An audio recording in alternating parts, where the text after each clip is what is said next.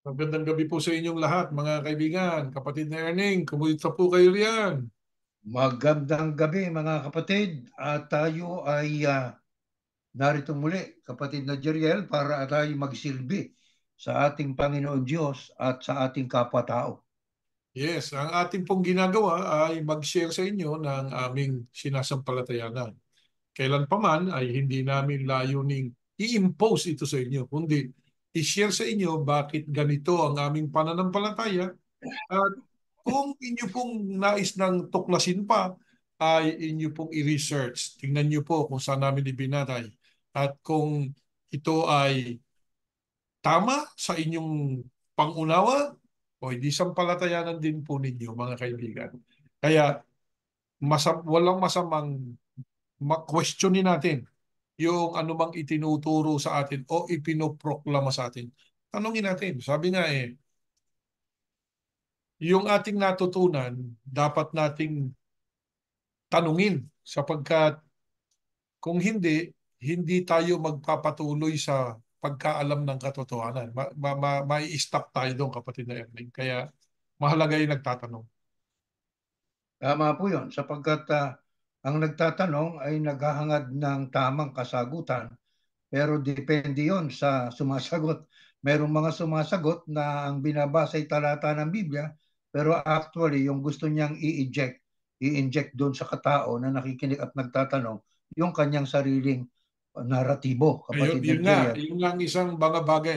Ayan ang maaari nating gamiting salita, misleading. Misleading yan. Oo, misleading. So, baga sa ano, hindi naman yun ang mensahe, sasabihin niya, yun daw ang mensahe. Kaya ang taong nakikinig, pag hindi nag-iisip, mami-misled. Ayun. Kaya misleading yung ginagawa ng iba. Tama. Bago tayo magpatuloy, tayo po muna ay mananalangin mga kapatid. Ama namin Diyos, Yahuwah na makapangyarihan sa lahat. Sa iyo po ay aming iniaalay ang aming taus-pusong pasasalamat. Pinupuri ka po namin, patuloy ka po namin niluluwalhati at naway ang aming pong abang pagtawag na ito'y pakinggan mo at aming pong tanggapin sanang kapatawaran ng aming mga kasalanan. Eh, Minsan pa po naming hinihiling sa iyo at nagsusumamo kami na sana'y samahan mo po kami ng iyong Santong Espiritu at alam mo naman kung ano pong umaakay sa aming damdamin sa ginagawa namin ito.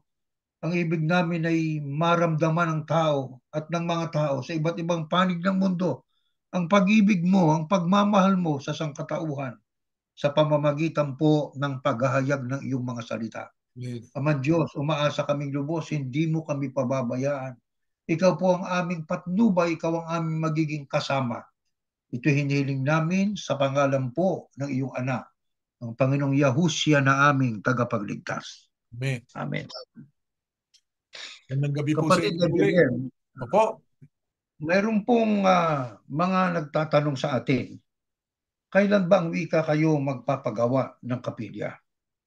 At bakit kayo ay hindi ho nagsasama-sama sa isang lugar na pwede kayong mag-arkila? Ang paniniwalang yan ay sabi ko nga sa taong nagtanong na yon, Iglesia siya ni Kristo, sabihin na natin. Kaya ang wika ay hindi siya makasama, nasanay doon sa kapilya. Pag wala ka sa kapilya, hindi ka na raw makasasamba sa Panginoon Diyos. Mhm. Kaya kailangan ng wika, nasa kapilya, dapat dahil nasa kapilya, paulit-ulit yon para ikaw ang wika ay makaluwalhati sa ating Panginoon Diyos. Kaya yan ang ating sasagutin sa pamamagitan po ng mga talata ng Biblia, Tama. kapatid na Jerome. Kaya sa ating unang katanungan, ah, bakit po mahalaga ang templo nung panahong una? Sino ang unang nagpanukala o nagplano na magpatayo ng templo para sa Panginoon Diyos? At ano dahilan? Let us read po ang unang talatang babasahin natin ay sa unang kronika.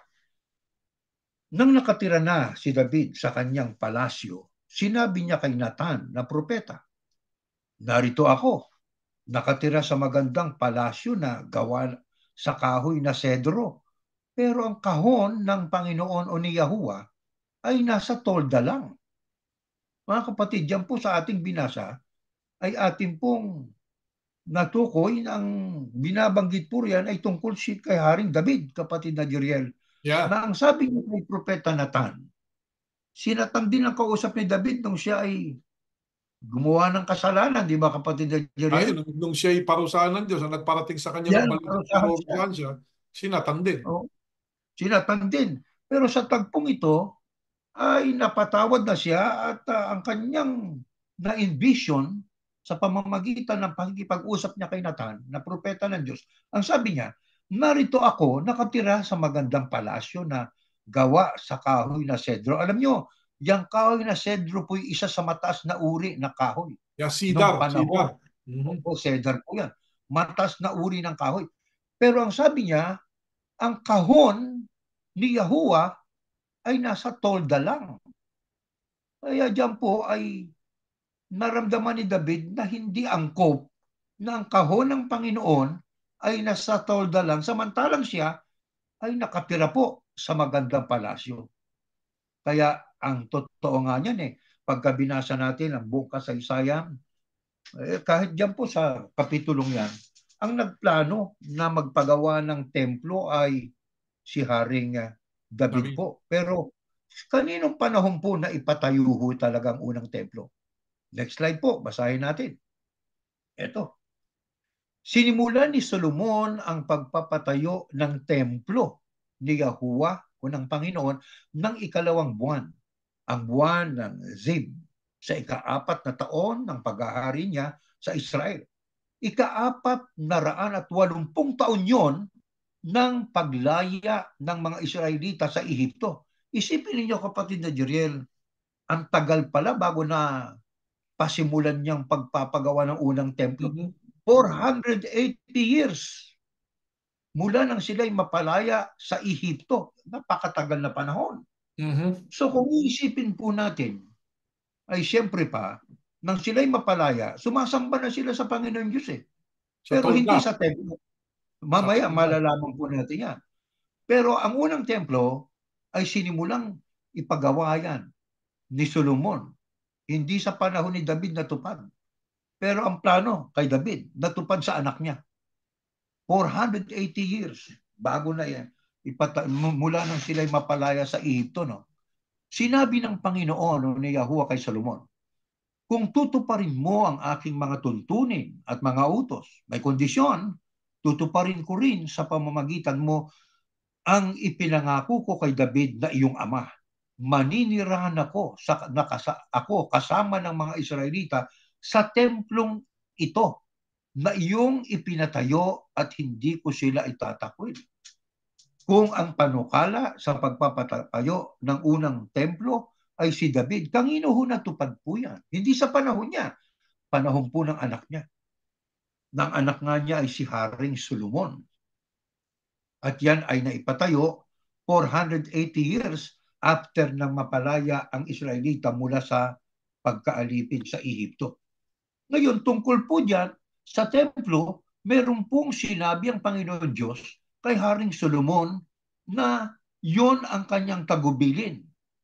Ano ang kanyang tagubilin kay Solomon? Ang sabi niya, kung tutuparin mo, ang wika niya kay Solomon, ang aking mga tuntunin at mga utos, tutuparin ko rin sa pamamagitan mo ang ipinangako ko kay David na iyong ama. Sa makapid, kaugnay ng templo na sinimulang paggawa nitong si Solomon ay meron ng ipinagpauna ng Diyos. Sabi ng Diyos, kung tutuparin mo ang aking mga tuntunin at mga utos, tutuparin ko rin, sabi ng Diyos, ang pangako ko sa tatay mo o sa ama mong si David. Ano po yun? Maninirahan ako kasama ng mga Israelita sa templong ito na iyong ipinatayo at hindi ko sila itatakwil. Yan po ang kondisyon ng Diyos kay Haring Solomon. Makikisama siya sa mga Israelita sa templong ito, maninirahan ako, ang sabi ng Panginoon Diyos. Kaya dyan sa templo, siyempre pa, mararanasan nila ang presensya ng ating Panginoon Diyos. Pero bago pa ho natin ipagpatuloy ang templong sinimulang ipagawa ni Solomon, ay saan una nagpakaranas ang presensya ng Diyos. Pakibasa po natin ito, kapatid na Jeriel. Next slide. Pagdating ng hapon, narinig nila na lumalakad si Yahuwah. Lumalakad si Yahuwah, Diyos sa halamanan. Kaya nagtago sila sa mga puno doon.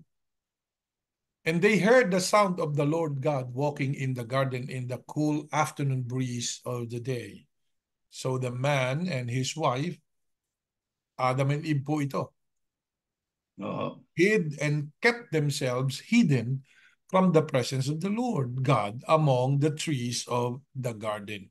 Diyan una nagpakita ang Diyos yung presensya niya. Yeah, Sa naranasan nila. halamanan. Yeah. Yan ay nang magkasala na itong si Adan at Eva. Ang sabi po riyan, so the man and his wife hid and kept themselves hidden from the presence of the Lord God. Kaya kung ang templo na sinimulang ipagawa ni Haring Solomon ay pinangakuan ng Diyos si Solomon na kung tutuparin mo yung utos ko tuntunin, maninira na pong kasama ng Israelita sa templo. Ibig sabihin, mararamdaman nila ang presence ng Panginoon Diyos. Ano po? Bago pa ho yun, ang una na tagpo na kung saan ang presensya ng Diyos ay naramdaman ng unang tao. Siyempre pa, sa panahon ng unang taong si Adan at Eva. Sina Adan at Eva. Di po ba? Ngayon, paano ho nagpatuloy ang presensya ng Diyos ay naramdaman ng mga tao? Sapagkat naputol po yun Pinalayas ng Panginoon Diyos si Adan at Eva nang sila'y magkasala. So ang presensya ng Diyos hindi na niya naramdaman. Paano ho nagpatuloy po yun? Para ipakita ng Diyos ang kanyang pagmamahal sa mga tao. Ito ho, next slide. Sa Exodo. Ito nakasulat. Sinabi ng Panginoon o ni Yahuwah kay Moises, ipagawa mo sa mga mamamayan ng Israel ang toldang sambahan. Yan ay sa ibang talata ho, yan ay tabernakulo. Toldang sambahan. Para sa akin kung saan titira akong kasama nila. Ipagawa mo ang toldang sambahan at ang mga kagamitan dito ayon sa eksaktong tuntunin na sinabi ko sa iyo. Makikipagkita ako sa iyo roon sa gitna ng dalawang kerubin na nasa ibabaw ng kahon at ibibigay ko sa iyo ang lahat ng utos para sa mga mamamayan ng Israel. Nang maputol, bunga ng kasalanan, ang pagpapakaranas ng Panginoon Diyos, yung kanyang presensya, dahil sa Diyos ay pag-ibig, mahal niya ang taong nilikha niya, paano ho muling naramdaman ng mga tao ang presensya ng Panginoon Diyos? Ayan, inutusan ng Panginoon Diyos itong si Moises. Kailan po yan? Nung mapalaya na ang Israelita sa pagkaalipin sa Ehipto. Sila'y naglalakbay. Ang sabi, ipagawa mo sa mga mamamayan ng Israel ang toldang sambahan para sa akin kung saan titira akong kasama nila. At mayroon pang mga tagubilin ng Panginoon Diyos kung paano ang kagamitan ay kanilang gagawin para ilagay doon sa toldang sambahan o tabernakulo. Eksaktong tuntunin na sinabi ng Panginoon Diyos. Na makapit ang presensya ng Panginoon Diyos ay muling naramdaman ng mga tao noong panahon ng mapalaya ang Israelita sa pagkaalipin sa Ehipto sa pamamagitan po ng tabernakulo o toldang sambahan. Kapatid na Jeriel. Ngayon, ang ating pong tanong ay ito. Ano ang dapat po na iukol sa tabernakulo? Dito magagawa ang kabanalan. Iukol ang kabanalan sa tabernakulo. Doon din sila lalapit sa Panginoon Diyos sa kadalisayan ng kanilang puso at may pitagan o paggalang. Ngayon, ang tanong natin ay ito mga kapatid. Ano yung tabernakulo? Yan po yung lugar ng sambahan habang sila'y naglalakbay. So kung ang Israel ay aabutan ng araw na sila'y sasamba, bubuuin nila yung tabernakulo na yon. Sa tabernakulo na yon, meron pong lugar doon na kung tawagin ay banal na dako at mayroong kabanal-banalang dako ron. Alam kong alam na po ninyo yung kabanal-banalang dako po ron, ang nangangasiwa roon yung high priest. Di ba yung punong saserdote? At doon ay nagwiwisik sila ng dugo ng hayop para sa kasalanan ng bayang Israel. Minsan sa loob ng 1 taon. pag pinag-aralan po natin ang Biblia. Yan nga po ang dahilan kaya ang Diyos ay nagpagawa kay Moises ng tabernakulo, ang tawag nga ay toldang sambahan, para muling maranasan ng mga tao ng Diyos ang presensya ng Panginoon Diyos. Kaya saman sila lilipat, doon nila bubuin uli ang tabernakulo. Pagkatapos naman, tuloy sila sa paglalakbay, kanilang i-disassemble naman yung tabernakulo hanggang sa sila ay makarating doon sa lugar na kung tawagin ay promised land, yang lupang pangako na yan nga ang Kanaan. Ngayon, ano ho ang kahalagahan ng tabernakulo o at templo? Basahin po natin ito sa 16 to 17. Next slide. Bawat taon, dapat makiisa ang bawat lalaki sa 3 pistang ito. Ang pista ng tinapay na walang pampaalsa, ang pista ng pag-aani, at ang pista ng pagtatayo ng mga kubol. Pupunta ang bawat isa sa kabila sa presensya ni Yahuwah o ng Panginoon na inyong Diyos sa lugar na pipiliin niya, at nararapat na magdala sila ng handog sa Panginoon o kay Yahuwah ayon sa pagpapalang ibinigay sa kanila ng Panginoon o ni Yahuwah na inyong Diyos. Ang tanong po natin, mga kapatid, gaano ho ang kahalagahan ng tabernakulo? Yan ang lugar na kung saan ay dapat ang bawat lalaki ay makiisa sa 3 pistang ito. Mayroon palang 3 pistang binabanggit. Ano-ano po yan? Yan ang pista ng tinapay na walang pampaalsa. Yung pangalawa, pista ng pag-aani. Pangatlo, pista ng pagtatayo ng mga kubol. Sabi ng Panginoon Diyos diyan, pupunta ang bawat isa sa kanila, ang sabi ni Moises, pupunta ang bawat isa sa kanila sa presensya ng Panginoon na inyong Diyos sa lugar na pipiliin niya. Yan ang instruksyon ng Diyos magitan po na sa Israel sa magitan ni Moises. Nararapat ang wikang magdala sila ng handog. Kaya diyan po nila ginagawa ang kanilang paghahandog sa Panginoon Diyos. Diyan po sa tabernakulo o maging sa templo. Noong mayari na ang unang templo, panahon ni Haring Solomon. Kaya mahalaga po ang templo noon. Mahalaga ang tabernakulo noong panahon ng bayang Israel. Doon nila isinasagawa ang lahat ng kanilang mga gawaing may kaugnayan para sa kaluwalhatian ng Panginoon Diyos. Ang totoo po niyan, mga kapatid, ang kanilang mga inihahandog ay ang mga batang tupa. At saka, ang sabi nga, ang pinakamahalagang selebrasyon para sa mga Israelita, yung tinatawag po na Yom Kippur, araw ng pagbabayad ng sala o araw ng atonement. Kaya diyan po nila isinasagawa yan sa tabernakulo. At nagpatuloy po yan, mga kapatid, hanggang sa templo. Ang sabi ho dito, pupunta ang bawat isa sa kanila sa presensya. Kaya kung ang presence ng Diyos naramdaman noon nila Adan at Eva, at naputol po yon dahil sa kasalanan, ang Diyos ay talagang mahal niyang tao. Nagpakarana siya uli ng mapalaya ng Ehipto sa pamamagitan ng tabernakulo. At kung ating itutuloy pa ang pagbabasa, mga kapatid, nang mayari nga po ang templo, yung unang templo, ay doon nagpakaranas din ng Panginoon Diyos. At pag binasa pa natin sa ibang talata ng Biblia, nang magtaas na ng boses yung mga awit, ay nalukuban ng kapangyarihan ng Diyos ang lugar na kanilang pinagsasambahan, at halos hindi na nakapagturo ang saserdote. Ibig lang sabihin, naramdaman nila at narakitan nila at naranasan nila ang kapangyarihan ng Panginoon Diyos. Pero alam po ninyo, mga kapatid, ang unang templo katulad ng communalized na po ng tao, na mahilig magbasa ng Biblia, noong 586 BCE, ay winasak po yan ng Babylonia. At ang mga Hudyo mula sa kaharian ng Judea ay naging bihag ng Babylonia. Kaya lang sila napalaya sa pamamagitan po ng pagkakasangkapan ng Panginoon Diyos sa hari ng Persya noon na si Haring Ciro. Ngayon, ang tanong po natin ito, presensya ng Panginoon mahalaga. Ang tanong ay ito, mga kapatid, Kailan po hindi mararanasan ng mga tao na pinili ng Diyos kahit sila po ay sumasamba sa Diyos? Kailan nila hindi mararanasan ang kapangyarihan ng Diyos? Ang presensya ng Panginoon Diyos. Next slide po. Basahin po natin ito. Ito.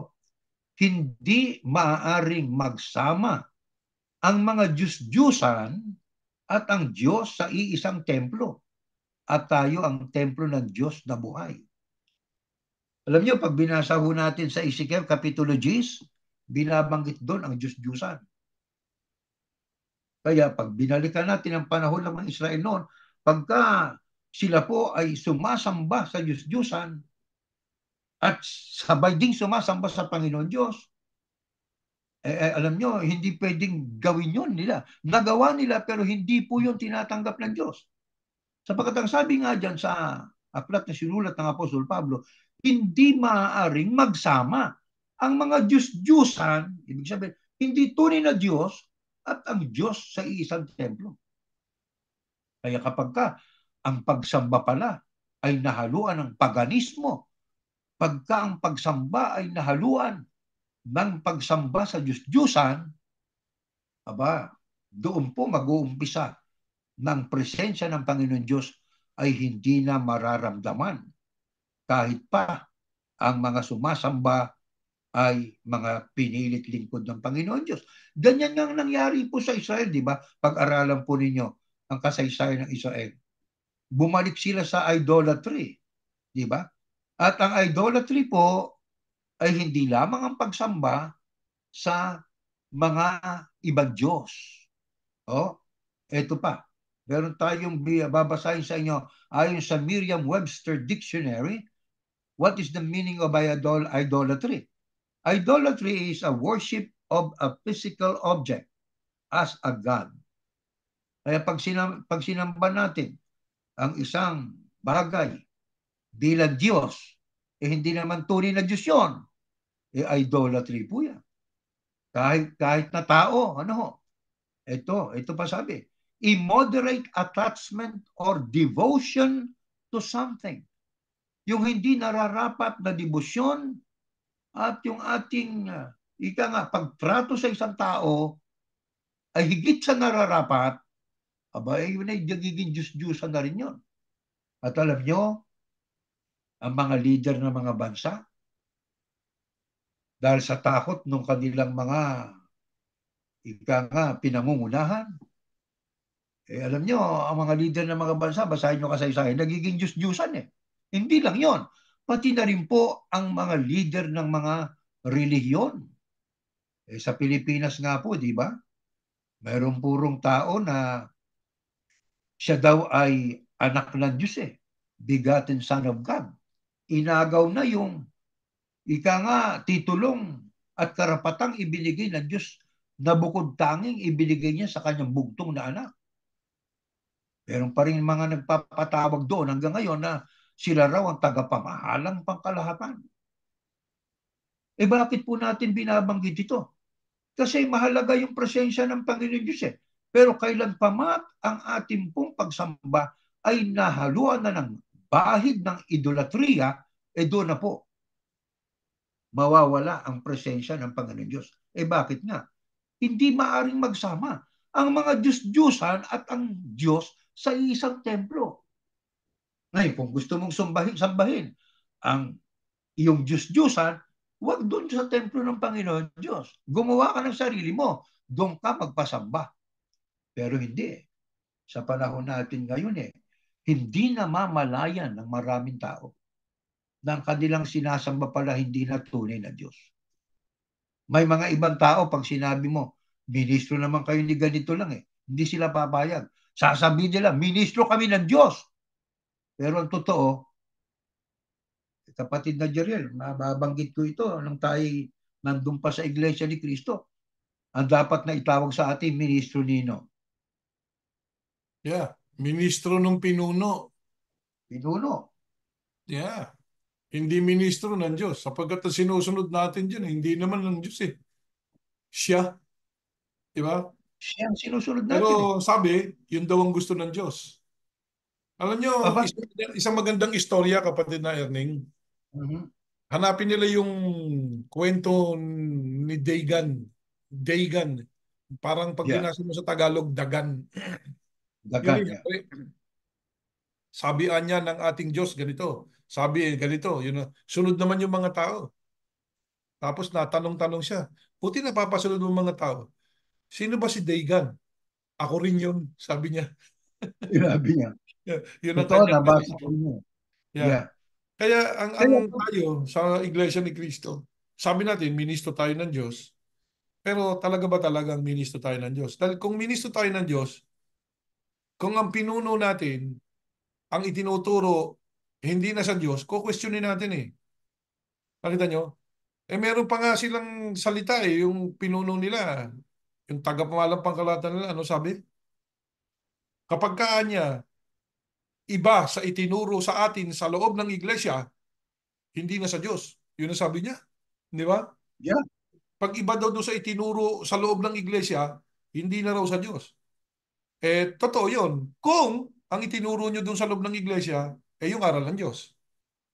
Di ba? Pero kung yung Biblia lang ang binasa nyo, pero yung mensahe ng Diyos, hindi nyo lang pinarating sa tao. Yung mensahe ninyo nakarating sa tao. Kung paano nyo pasusunurin at irurule ang tao, eh yun ang ginawa ninyo, eh, yan ang hindi sa Diyos. Di ba? Dapat sana sinabi nung pinuno na yon, dapat ang sinabi niya, kung wala sa Biblia, kung hindi sa Biblia binasa ang aral, hindi sa Diyos. O kung ang aral na tinanggap, nakasulat man sa Biblia, pero iba naman yung mensaheng nakakarating sa tao, yun, hindi sa Diyos. Katulad dun sa Mateo 18:18, talaan ba pinag-uusapan dun? Hindi naman eh. Ba't nagkaroon ka ng talaan? O yung tali, ginawa mong tala. O, tapos sa 19, ha? Ang naglalagay ng may tungkulin, eh yung tagapamahalang pangkalahatan. Yun ang sinasabi nila. Meron silang leksyon yan eh. Na, oh yeah, ang o doktrina yung yan. 18, talaan, 19 daw, ang pamamahala daw naglalagay ng mga may tungkulin sa iglesia. Kinakasangkapan daw ng Diyos. Sobrang power eh, yung ibinigay ng mga pinuno na yan. Pero, yan nga ang tawag dyan, misleading, kapatid na Erning. Yeah. Hindi naman yun ang mensahe eh. Hindi naman yun ang mensahe doon sa binabasa mo eh. Meron kang ibang mensaheng pinalilitaw eh. Ang mensahe doon, paano aayusin yung kaso, ang mensahe mo, paano mo itatala yung tao. Na pag itinala mo doon sa lupa, tinatala na rin sa langit. Isipin mo yung mensahe na yun, magkalayo. Yan nga natin hinahamon, kapatid na Erning, yung mga ministro ng Iglesia ni Cristo. Kung yun, marami kayo, nakikinig kayo dito. Sagutin nyo yun. Oh, sagutin nyo yun. Paano nyo sasagutin ngayon yun? Minislead yung tao. Oh, mga misleading yan eh. Katulad yan, hindi maaaring magsama ang mga Diyos-Diyosan at ang Diyos sa iisang templo. At tayo ang templo ng Diyos na buhay. Sa makatwid, ang templo ng Diyos na buhay, itong katawan natin. Bagamat meron digmaan sa loob ng katawan nito, yung mabutit masama, dapat laging talo yung masama. Di ba? Tama yun, yeah. Kaya, ang presensya ng Panginoon Diyos, kapatid na Jeriel, sa mga talatang binasa po natin, ay hindi mararanasan ng tao, hindi sapagkat sa templo, o hindi dahil sa templo, o Hindi. hindi dahil sa tabernakulo, kundi dahil doon sa sumasamba. Di ba? Ayan. Pagkang Ayan. sumasamba, Kung natatandaan inihalo. niyo, kapatid na Erning, Oh, yung sinabi nasa natin kanina, yung kasunduan kay Solomon. yeah, Kung gagawin pagtutuparin. mo, susundin mo. Nakita mo? Tatahan ako dyan. Yun ang kasunduan eh. Kaya para makisama ang Diyos doon sa gusali, no? Kailangan yung mga pumapasok sa gusali, lalo na yung nagtuturo, sumusunod sa utos niya. Eh Tanong, hindi, nasa sa Biblia Iglesia ni ba yan? Cristo, yung pinuno pa ang unang-unang lumabag sa utos eh. Ano katunayan? Eh yung unang utos na may pangako, ang liwanag nun. Igalang mo ang iyong ama at igalang mo ang iyong ina. Di mo ginawa. Tapos patayo-tayo ka dyan sa tribuna, te-teksto-teksto ka. Pag-ibig pa ite-teksto niyan, o nasaan ang pag-ibig mo? Gawin mo muna yan, tinetext mo, hindi ka sasamahan ng Diyos kahit may templo ka pa. Yun, ito pa. Kailan pa mawawala ang presensya ng Panginoon Diyos? Ito, sa mga sumasamba sa Kanya. Next slide. Ito. Pagkatapos lumalapit at tumatayo kayo sa harap ko rito sa templo, kung saan pinararangalan ang pangalan ko, at sinabi nyo, ligtas tayo rito.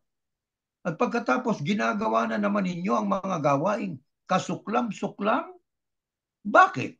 Ano akala ninyo sa templong ito na pinili ko para parangalan ako? Taguan ng mga magnanakaw? Nakikita ko ang mga ginagawa sa templo. Ako, ang Panginoon o si Yahuwah ang nagsasabi nito. Kailan pa po mawawala ang presensya ng Panginoon Diyos, ang pagpapakaranas ng Panginoon Diyos sa mga sumasamba sa Kanya?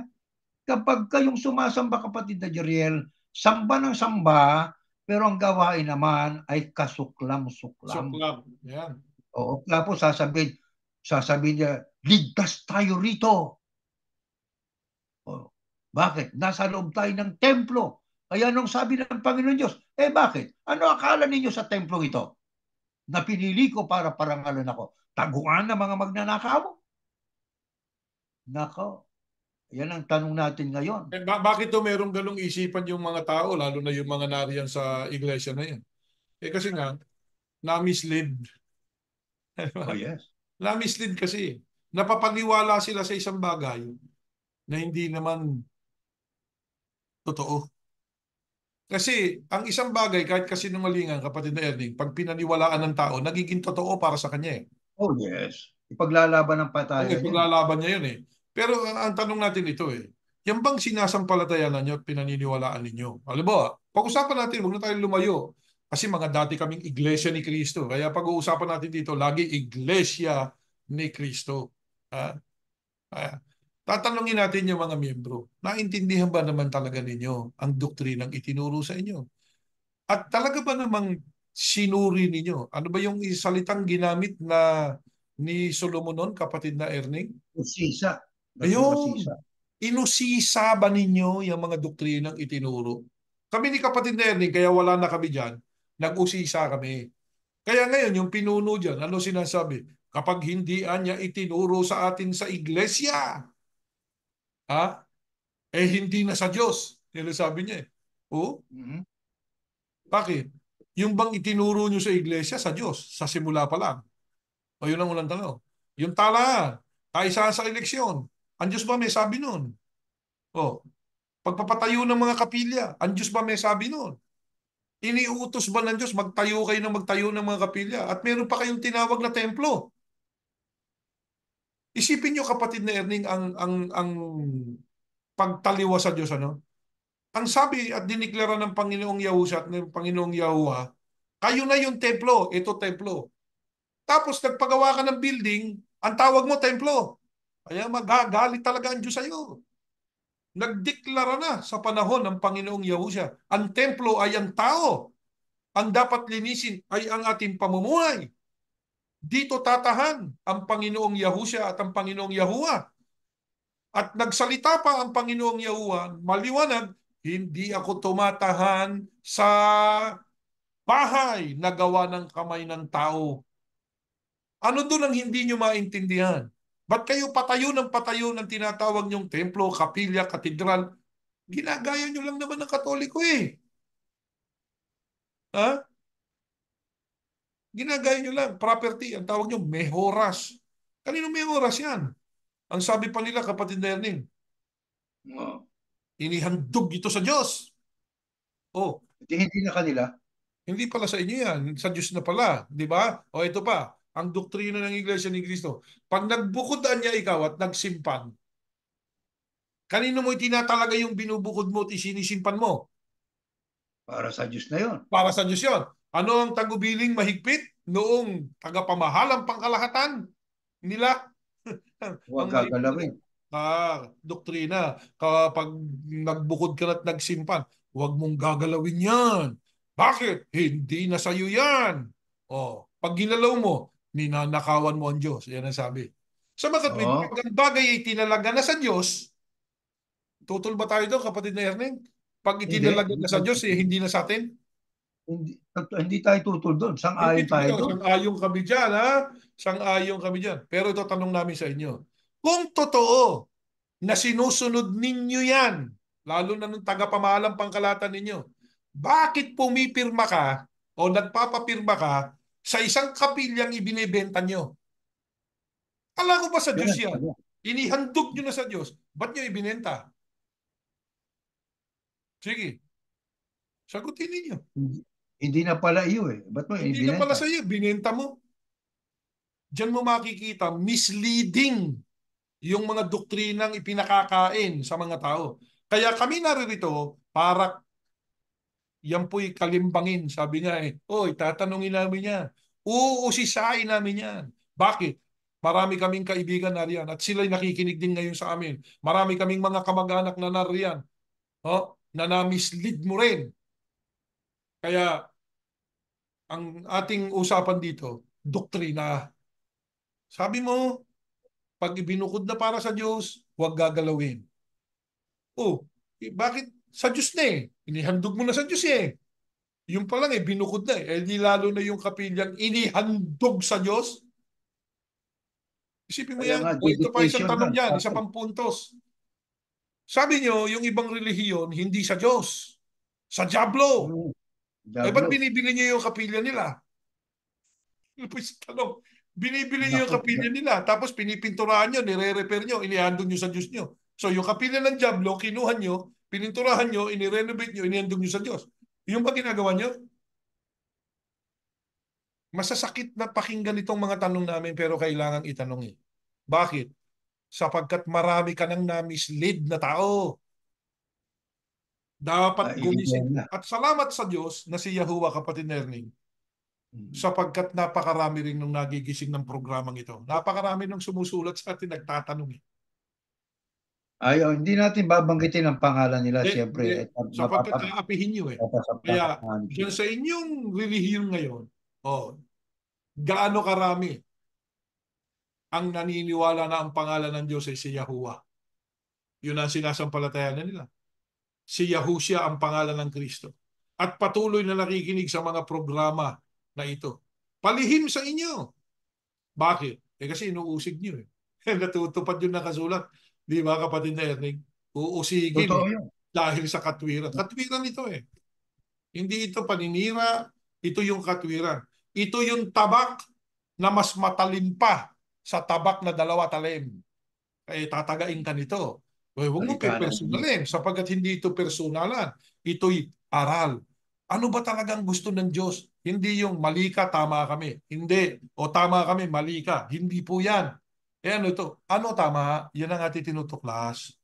Ano ang Tama. sa Diyos? Yan ang ating tinutuklas. Hindi namin sinasabi, ito yung tama. Hindi. Ano yung pinapangaral ninyo ng kapatid na Erning? Aba, ito po yung sinasampalatayan na namin. Isinishare namin sa inyo, kini-question namin yung itinuro nyo sa amin, at yung mga nakikinig, ano tungkulin nyo? Abay, pag-aralan nyo. Siyasatin nyo. Ano tama? Kami ba? Hindi. Huwag nyo gano'n. Huwag nyo hanapin yun. Sila ba? Huwag din yun. Ano tama? Ano? Hindi yung Tama. sino Yeah, tama. No. Ano tama? Yan ang ating tama. pinag-aaralan. Kaya, dito kapatid na Jeriel, mararamdaman natin sa talatang ito na ang Diyos ay nagdaramdam. Yeah. No, hindi lang Yeah. yan. Ito pa. Ito pa, tuloy natin ang basa. Next slide. Ito ang isa pa sa kahayagan na ang Diyos ay na hindi lang nagdamdam, nagalit ang Diyos eh. Pumunta kayo sa Shilo, ang unang lugar na pinili ko para sambahin ako. At tignan ninyo kung anong ginagawa ko sa lugar na yon. Dahil sa kasamaang, kung ano ang ginawa ko sa lugar na yon, dahil sa kasamaang ginawa ng mga mamamayan kong taga-Israel. Hindi iba ito sa Diyos. Mamamayan ito ng Diyos, kapatid na Yeah. Jeriel. Oh, Taga-Israel yan. eto, tuloy natin. Habang ginagawa ninyo ang masasamang bagay na ito, paulit-ulit ko kayong binibigyan ng babala, pero hindi kayo nakinig. Tinawag ko kayo pero hindi kayo sumagot. Kaya, ang ginawa ko sa Silo ay gagawin ko rin ngayon sa templong ito, Yeah. kung saan pinararangalan ng pangalan ko ang templong pinagtitiwalaan ninyo na ibinigay ko sa inyo at sa mga ninuno ninyo. Palalayasin ko kayo mula sa aking harapan, katulad ng ginawa ko sa mga kamag-anak ninyo Mhm. ang mga mamamayan ng Israel. Ayan. Ano katunayan pa na nagalit ang Diyos? Hindi lang nagdamdam, galit ang Diyos. Ayan o, sa binasa natin. Hindi na kailangang ipaliwanag po yan. Hindi na. Maliwanag, maliwanag. Maliwanag na yan eh. Na ang Diyos talaga nagalit na. Kasi nga, hindi ang templo ang mahalaga eh, kundi yung pumupunta doon sa templo. Yung templo, susunugin lang yan pagdating ng araw nga ng pakatapusan, di ba? Susunugin lahat yan eh. At saka yung templo na yan, gawa lang sa lupa yan eh. Kumbaga sa ano, galing sa lupa lahat ng mga materialis yan eh, galing sa earth na ginawa rin ng Exactly. Diyos. Ano? Sa mga kapatid, hindi yun ang mahalaga sa kanya eh. Oo, nung sinabi niya noon, luluwalhati ako. Maliwanag yun eh. Sabi nga, magsiakit kayo sa bundok, magdala kayo ng kahoy, magtayo kayo ng bahay, at ako'y luluwalhati. Akala ng tao, basta nagtayo ka ng bahay, oh, naluwalhati ang Diyos. Hindi. Tandaan niyo yung biling kay Solomon. Ang liwanag nun eh. Kung susundin mo ko, tatahan ako dyan kasama ng mga Israelita. Di ba? Ibig sabihin, hindi yung gusali yung mahalaga. Ano yung mahalaga? Yung mga sumusunod sa kanya, yung pupunta doon sa gusali. Oh, ngayon, ano ba nangyari dyan sa mga templong yan, kapatid na Ernie?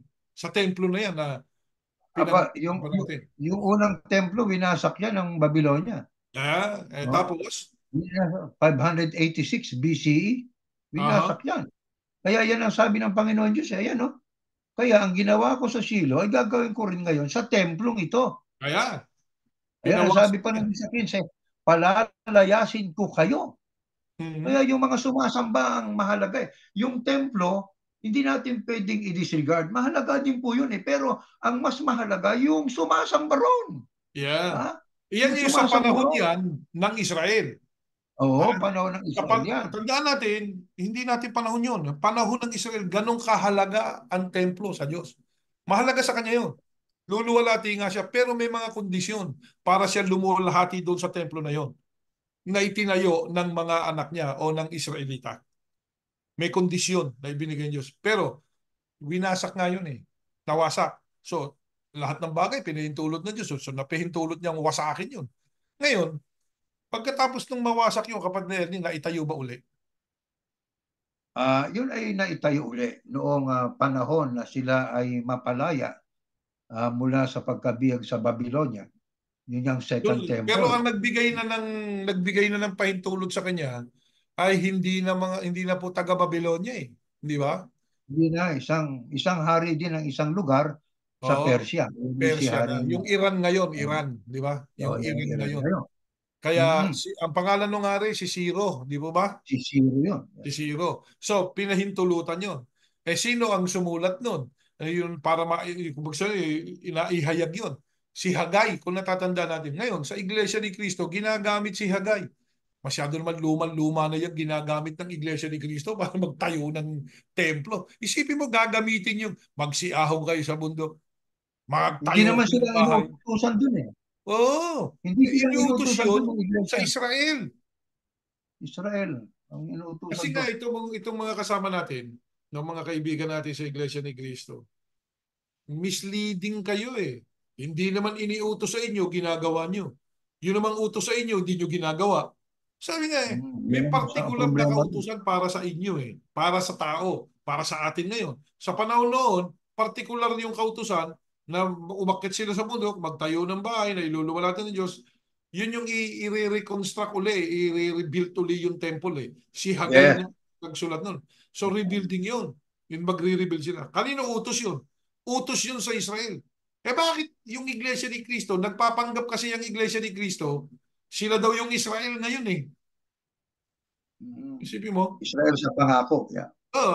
Pero sa kanila, wala na raw yung Israel ngayon. Yun ang kanilang Wala na. tinatawag. Sila na raw ang Wala na raw pinili. yung Sila Israel. na ang Yung bayan Israel ng Diyos. niya, bansa na lang yan. Tayo na ang Yeah. sa Diyos ngayon. Aba, teka muna. Misleading na naman yan eh. Bakit?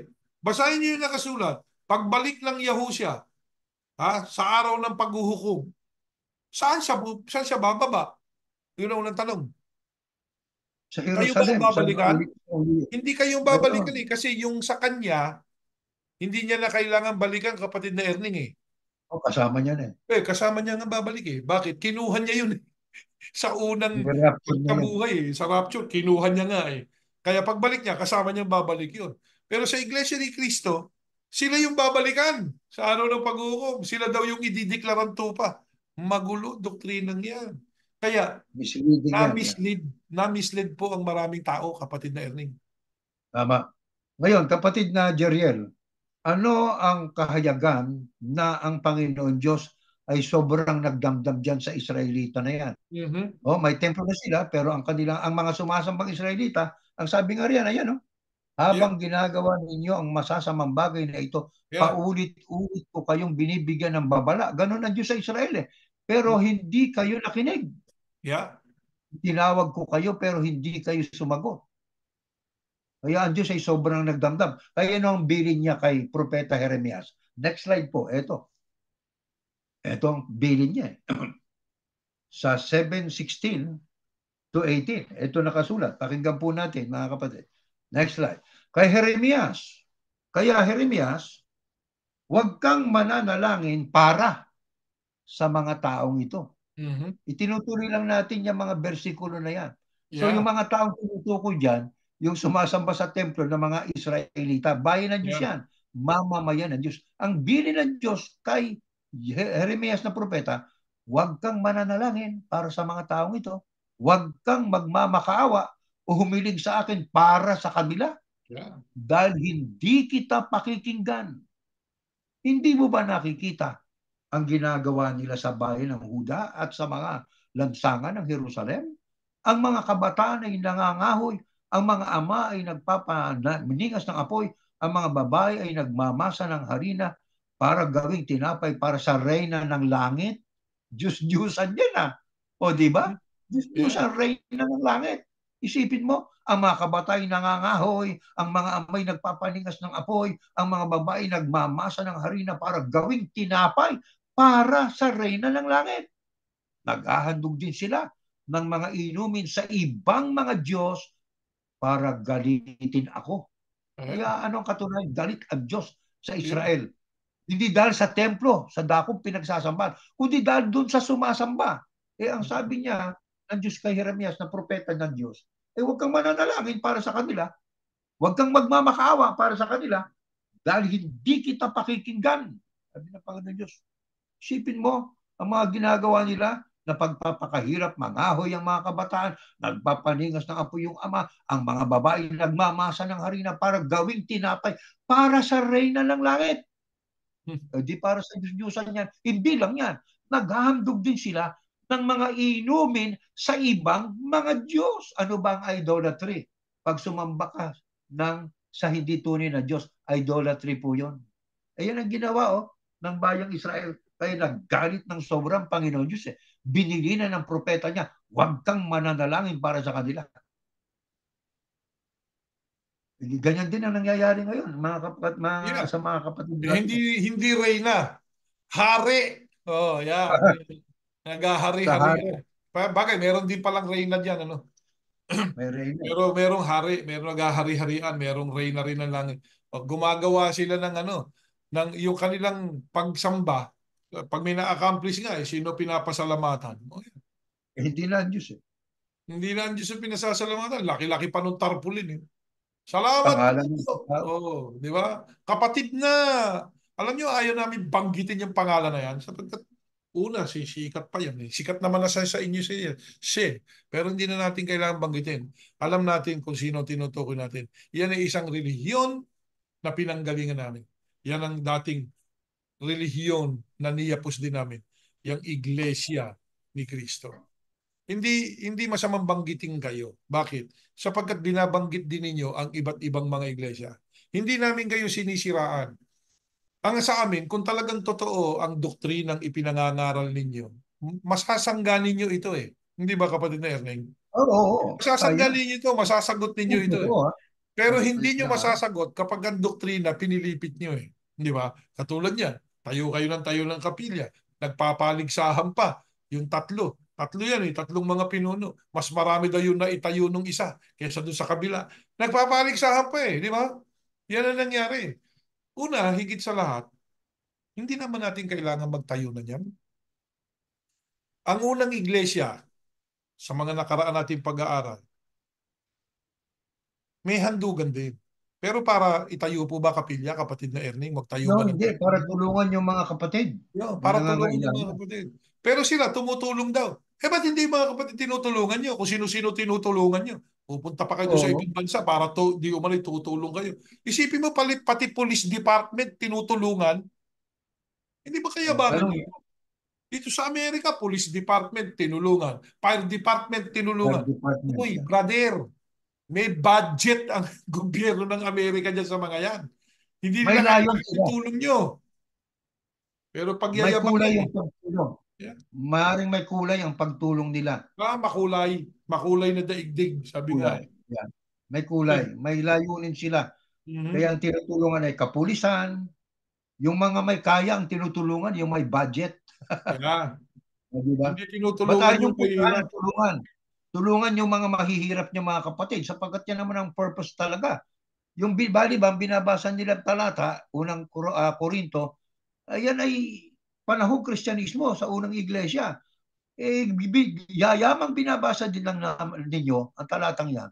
Gawin nyo yung tama, yung nararapat, itulong sa mahihirap na kapatid. Yeah. Sa mga Tulungan byuda, yung sa mga mahihirap. ulila. Napakadami mahihirap na kapatid yan eh. Sabi Dami, nga, oo.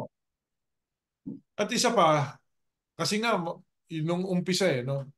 Nung tayo nagsisimula, yan, nagtatawa na, siya kayo sasamba. Meron ba kayong kapilya? Yung mga tanong nila, yung mga tanong ng Natanong nila ito. mayayabang, meron ba kayong kapilya? Wala kaming kapilya. O siya kayo sasamba. Sumasamba kayo, wala kayong kapilya. Pagkatapos dumating nung 2020, yung COVID, oh, COVID, meron ba yan. kayong kapilya? Yun ang tanong natin. Meron. Nakakasama ba kayo sa kapilya nyo? Hindi. O bakit hindi? Di ba? Eh, ilang katunayan, sinagot ka ng Diyos. Meron ba kayong kapilya?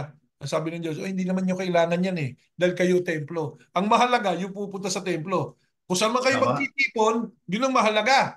O ngayon, nagtitipon ba tayo, kapatid na Ernie? Opo, ito. Hindi ba ito ay kongregasyon? Nagko-congregate tayo sa tinatawag na web? Ha? Nagko-congregate tayo sa tinatawag na web. Live po ba ito? O, Live. anong oras na ho dyan sa inyo, kapatid na Ernie? Ngayon, ang oras dito, 10:53 na. 10:53 dahil nasa Ng East gabi. Coast kayo. Dito po ay 7:53. Nakita niyo? Yeah, So, yeah. pero magkasabay. O sige nga, tingnan natin kung magkasabay tayo, kapatid na Erning. Taas natin ang ating kamay. Ayan, ayan.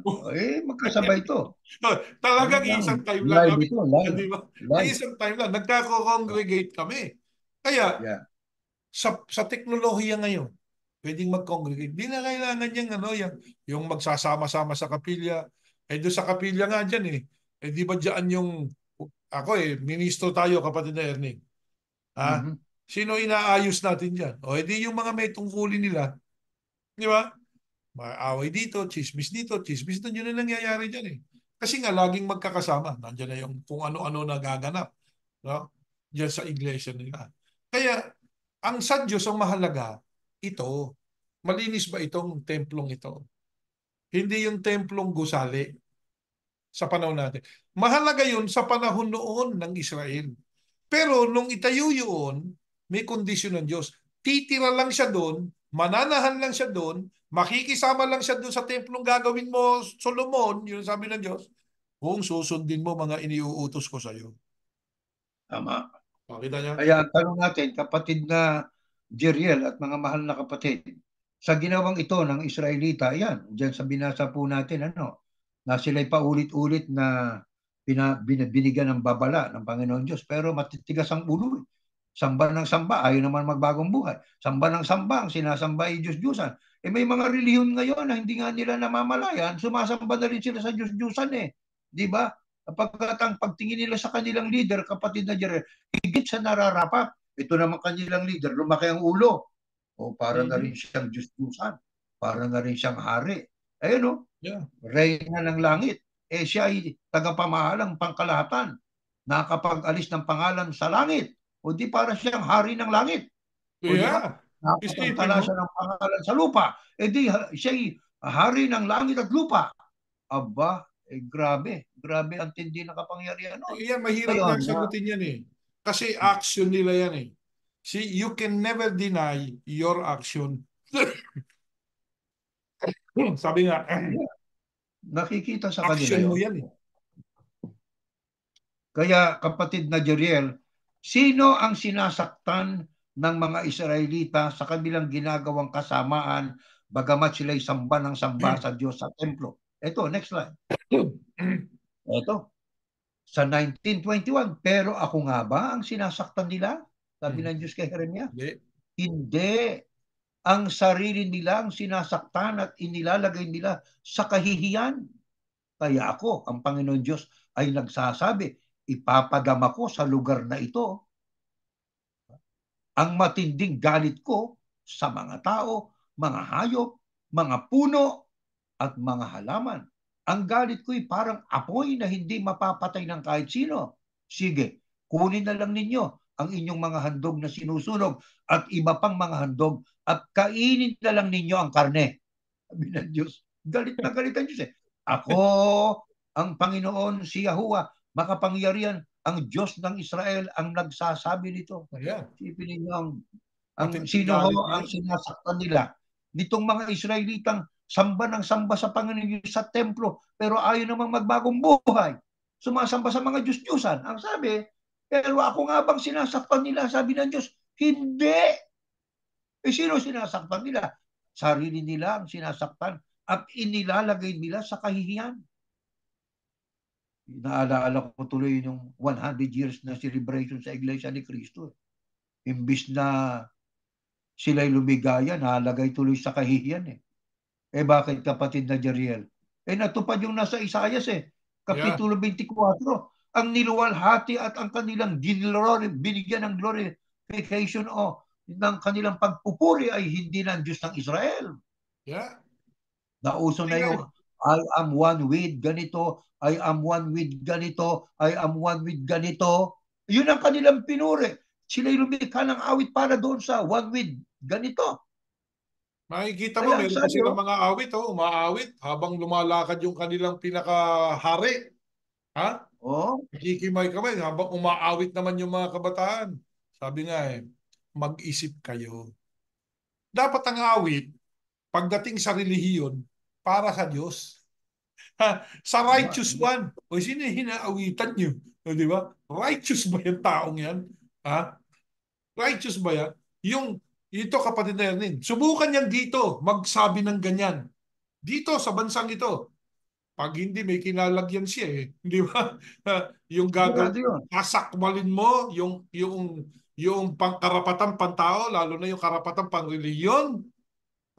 Diyan mo lang magagawa yan sa bansa mo.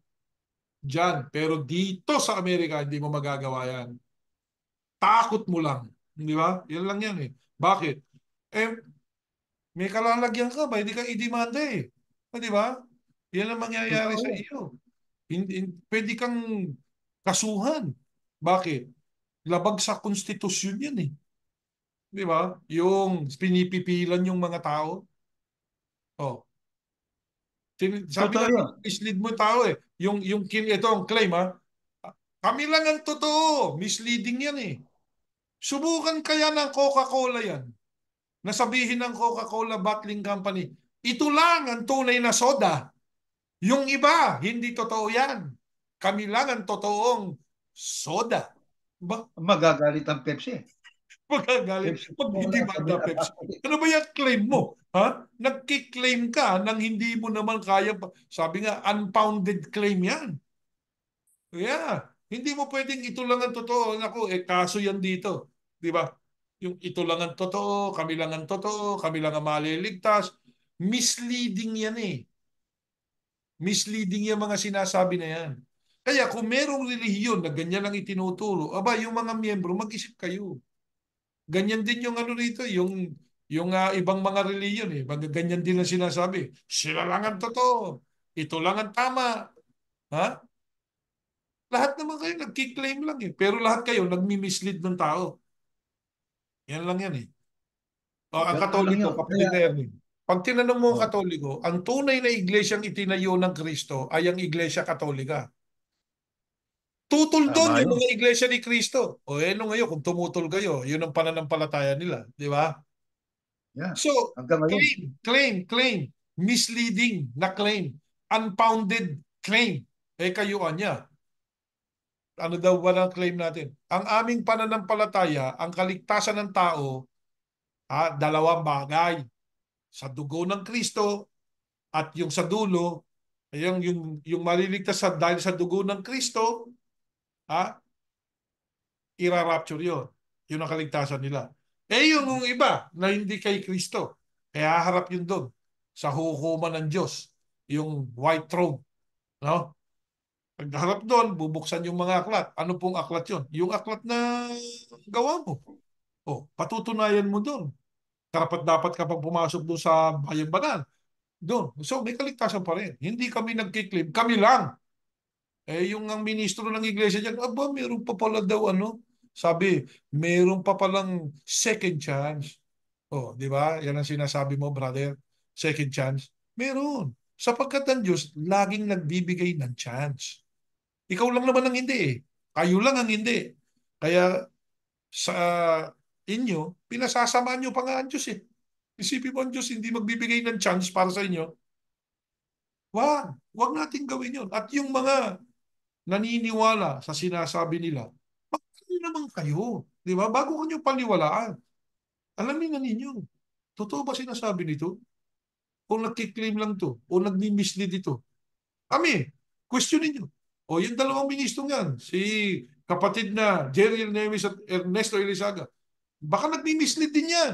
Disimbestigahan nyo, checkin nyo, yung aming binasa kung misleading. Misleading nga ba? Nagalit nga ba ang Diyos, kapatid na Erning, doon sa mga taong pupunta doon sa templo? Misleading ba yan? Hindi misleading yun. Totoo yun. Nakasulat sa Biblia. Nakasulat yun di ba?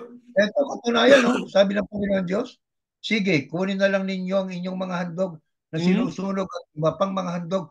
Kainin na lang ninyo ang karne sa galit ng Diyos. Kayo na kumain yung handog nyo. Eto Kung pera ngayon. yung handog mo, kung pera yung handog mo, sige, kunin nyo na yung handog nyo, uwi nyo, bilhin nyo ng pagkain nyo.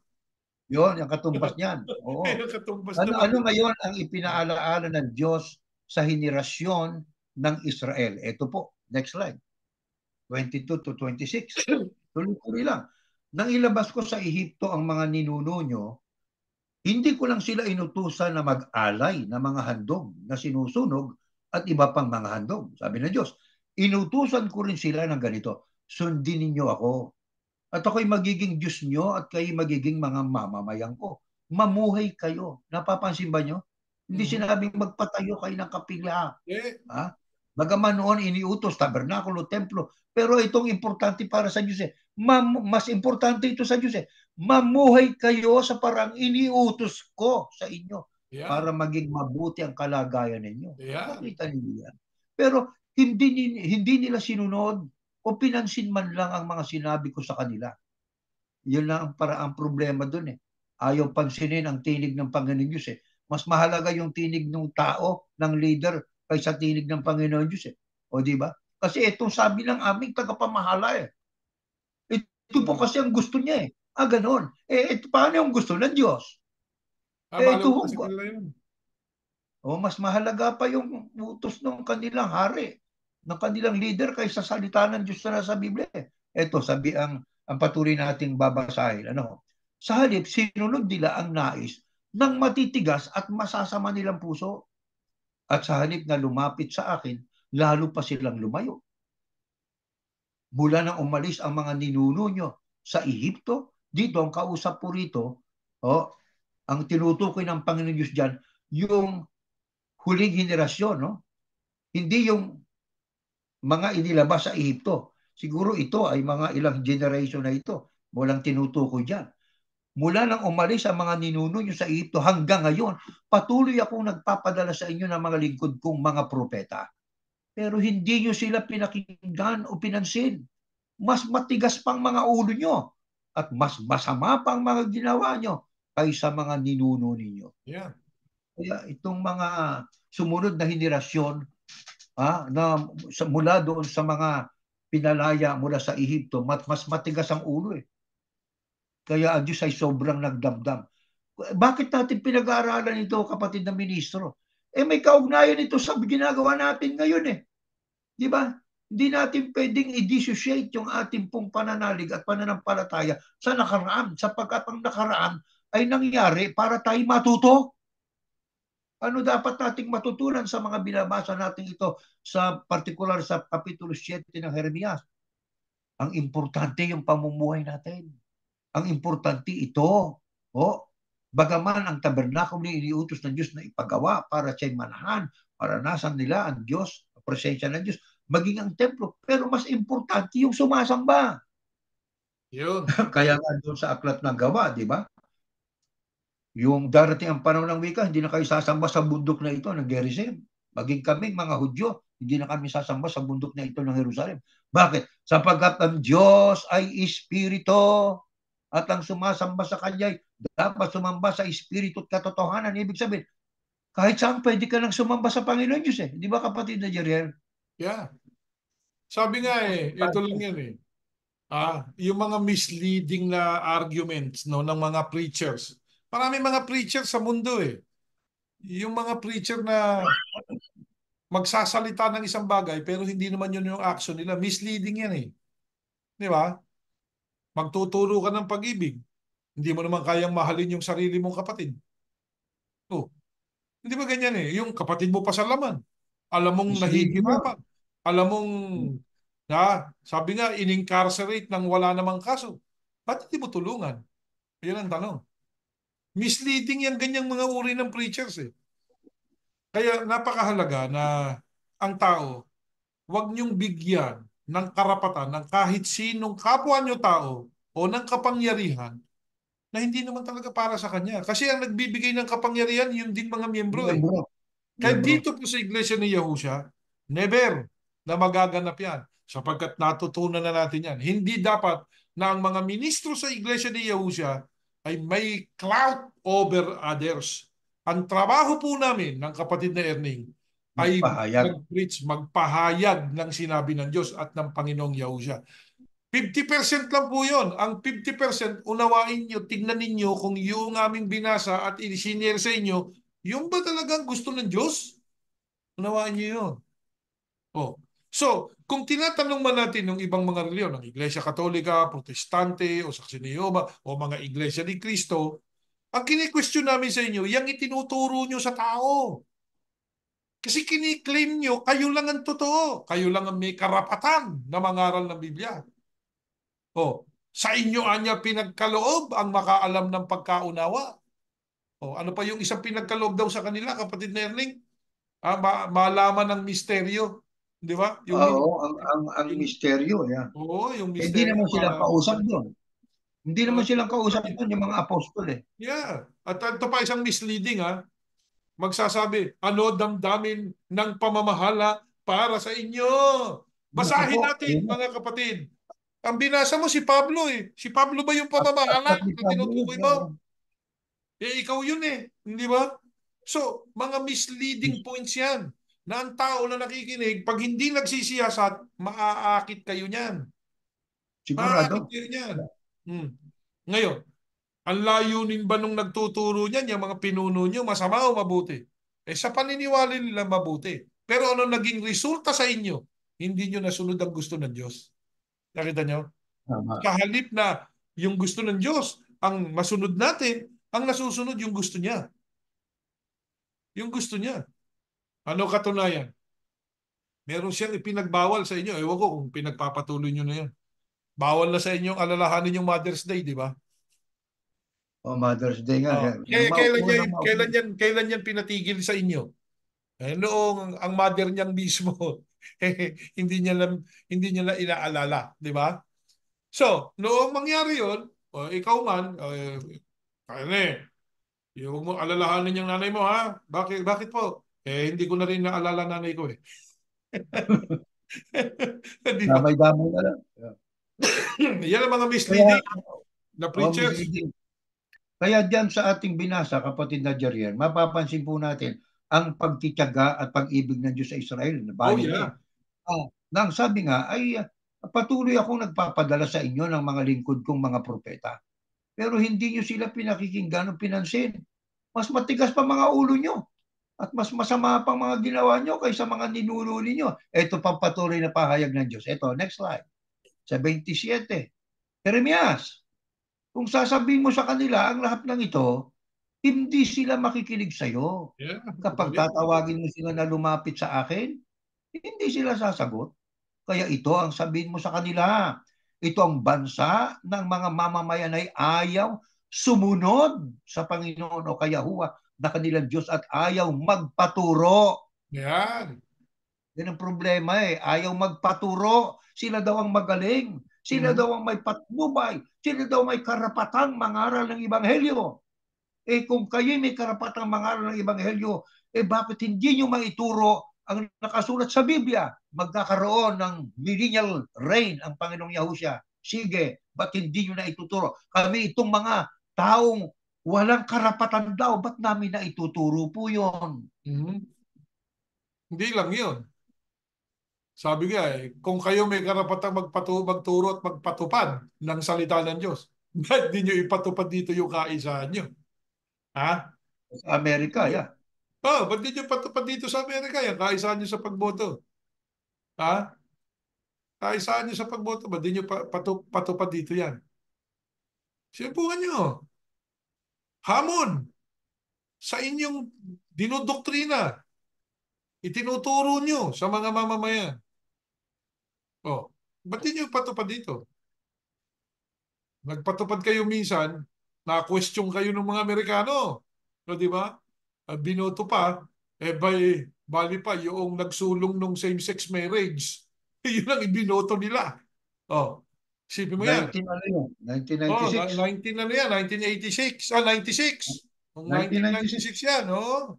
Oh, yan pa, ano, kaya kinwestiyon eh. Sino nagpapasya? Sabi ng mga Amerikano. Tinanong ako eh, who made the decision?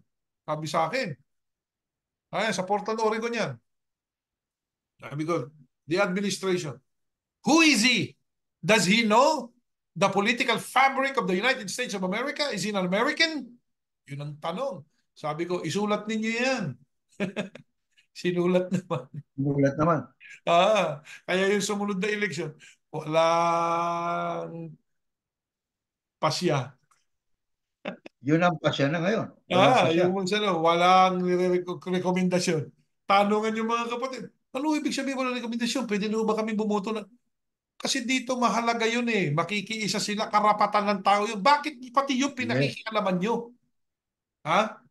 Karapatan ng tao yun eh. Maglagay ng mga mangunguna sa kanilang bansa. Bakit pati yun pinakikialaman nyo? Yan ang mga tanong sa inyo ngayon. Sagutin ninyo. Hindi ba? Biblical ang sagot nyo. Tapos sasabihin nyo, magkaisa sa lahat ng bagay. Yan ang sasagot nyo? Oo, sa Oo. lahat ng bagay tungkol sa pagkakilala sa Diyos. Sa lahat ng bagay tungkol sa pananampalataya. Isang pananampalataya, isang pag-asa, isang Diyos at Ama, isang Panginoon, isang bautismo. Yan ang kaisahan. Pero isang politiko na ibuhut, saan mo mababasa yun? Pakibasa. Tapos ang gagamitin kapatid na Ernie, misleading na naman. Oo. Ibigay niya kay Cesar ang kay Cesar. Oh, tika muna, ang pinag-uusapan diyan, Brad, taxation, hindi election. Okay? Hindi election yan. Ginagawa mong hindi namang election yan. Yes, Ginagawa doon mong na naman election. yan. Oh. At saka kung Ayaw doktrina yan, magpaturo. oh, Mm. kung doktrina yan, bakit dyan lang sa inyo, hindi dito? Hindi doon sa ibang bansa. Nakita nyo?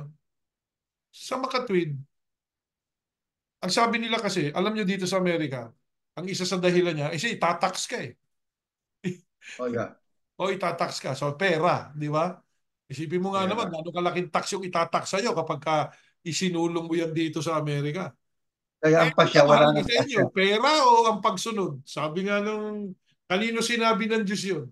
Kay Saul, sa Mm. pamamagitan ng propeta. Ano sabi? Mas mahalaga ang, Pagsunod kaysa handog. mas mahalaga ang pagsunod kaysa niya sa pera. Di ba? Tama. Yan lang yan. Kaya mag-isip ang mga mamamayan ng mundo. Marami pong religious preachers ngayon. Nandiyan ang Katolisismo, nandiyan ang Protestantismo, Saksi ni Jehovah. Iba't ibang klase ng preachers yan eh. mag-isip bago po kayo yumakap sa isang pananampalataya. Isipin niyo munang mabuti, baka na-mislead lang kayo eh. Masama yung nami-mislead kapag ngayon dito po, may mga preacher na nangako, sasalubungin natin yung Panginoon, darating na yung spacecraft. May spaceship pang sinasabi, di ba? Alam mo, meron din ganyan sa pinanggalingan natin, spaceship daw. Kung meron daw siyang spaceship, sasakay niya tayo lahat eh. Di ba? Oh. Ngayon, spacecraft. Ang ginawa, o para makarating tayo doon, magsuot kayo ng ganito, magtalokbong kayo ng ganito, inumin nyo to. Uminom ng cyanide. Ngayon, nung O, dinala patay. sila, 39 sila, patay na lahat. Yung pala, ang paniniwala nila, nung mamatay sila, nakasalubong na sila. Isipin nyo kapahamakan yan, kapag ka hindi mo sinisiyasat ang magiging pananampalataya mo.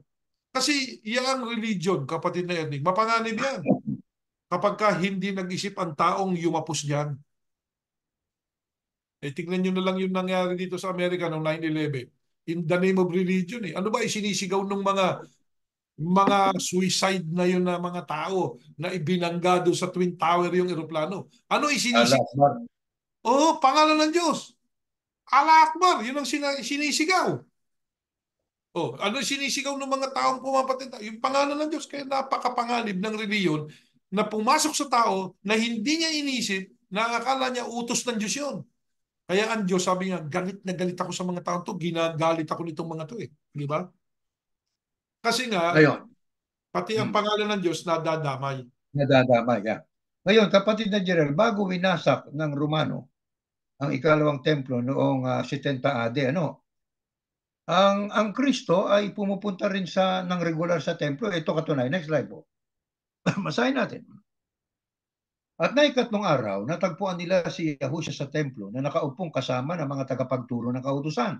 Nakikinig siya sa kanila at nagtatanong. Bata pa noon ang Panginoong Yahusha niyan, ano Aha. kapatid na Gerald. Nakaupo siya doon sa templo kasama ng tagapagturo ng kautusan. Nakikinig siya Hmm. at nagtatanong. Yan ang wala dyan Nagtatanong sa ha? Iglesia ni Cristo, hindi nagtatanong eh.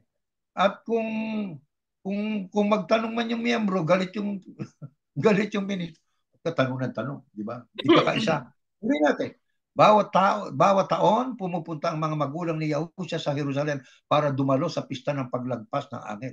So, ang Kristo, nang siya'y bata pa, mahalaga sa kanyang pagpunta rin sa templo. Inabot niya yung second temple, kapatid na Oh, Joel. inabot niya Ano? yun. Inabot niya. Inabot niya. Next slide pa. Ano pang katunayan? Ito pa. Next slide. Next slide. Ayan. Pagdating nila sa Jerusalem, pumasok si Yahusha sa templo at itinaboy niyang mga nagtitinda at namimili roon. Itinaob niyang mga mesa ng mga nagpapalit ng pera at ang mga upuan ng mga nagtitinda ng mga kalapating inihahandog sa templo. Ayun, no? Nakikita ninyo ang malasakit ng Panginoong Yahusha sa templo. Isipin nyo, ang templo ay naging lugar na ng komersyal. Nangyari din yan sa Iglesia ni Cristo, kapatid na Jeriel eh. Yeah. Pati ako, binigyan ako ng ano eh. Binigyan ako ng mushroom ng aking mga Iglesia ni Cristo kamag-anak namin dito. Yeah. Ako, saan to? Binenta ang wika sa amin sa kapilya. Kumuha kami. Ang dami sa amin eh. Itong sa inyong bahagi nyo.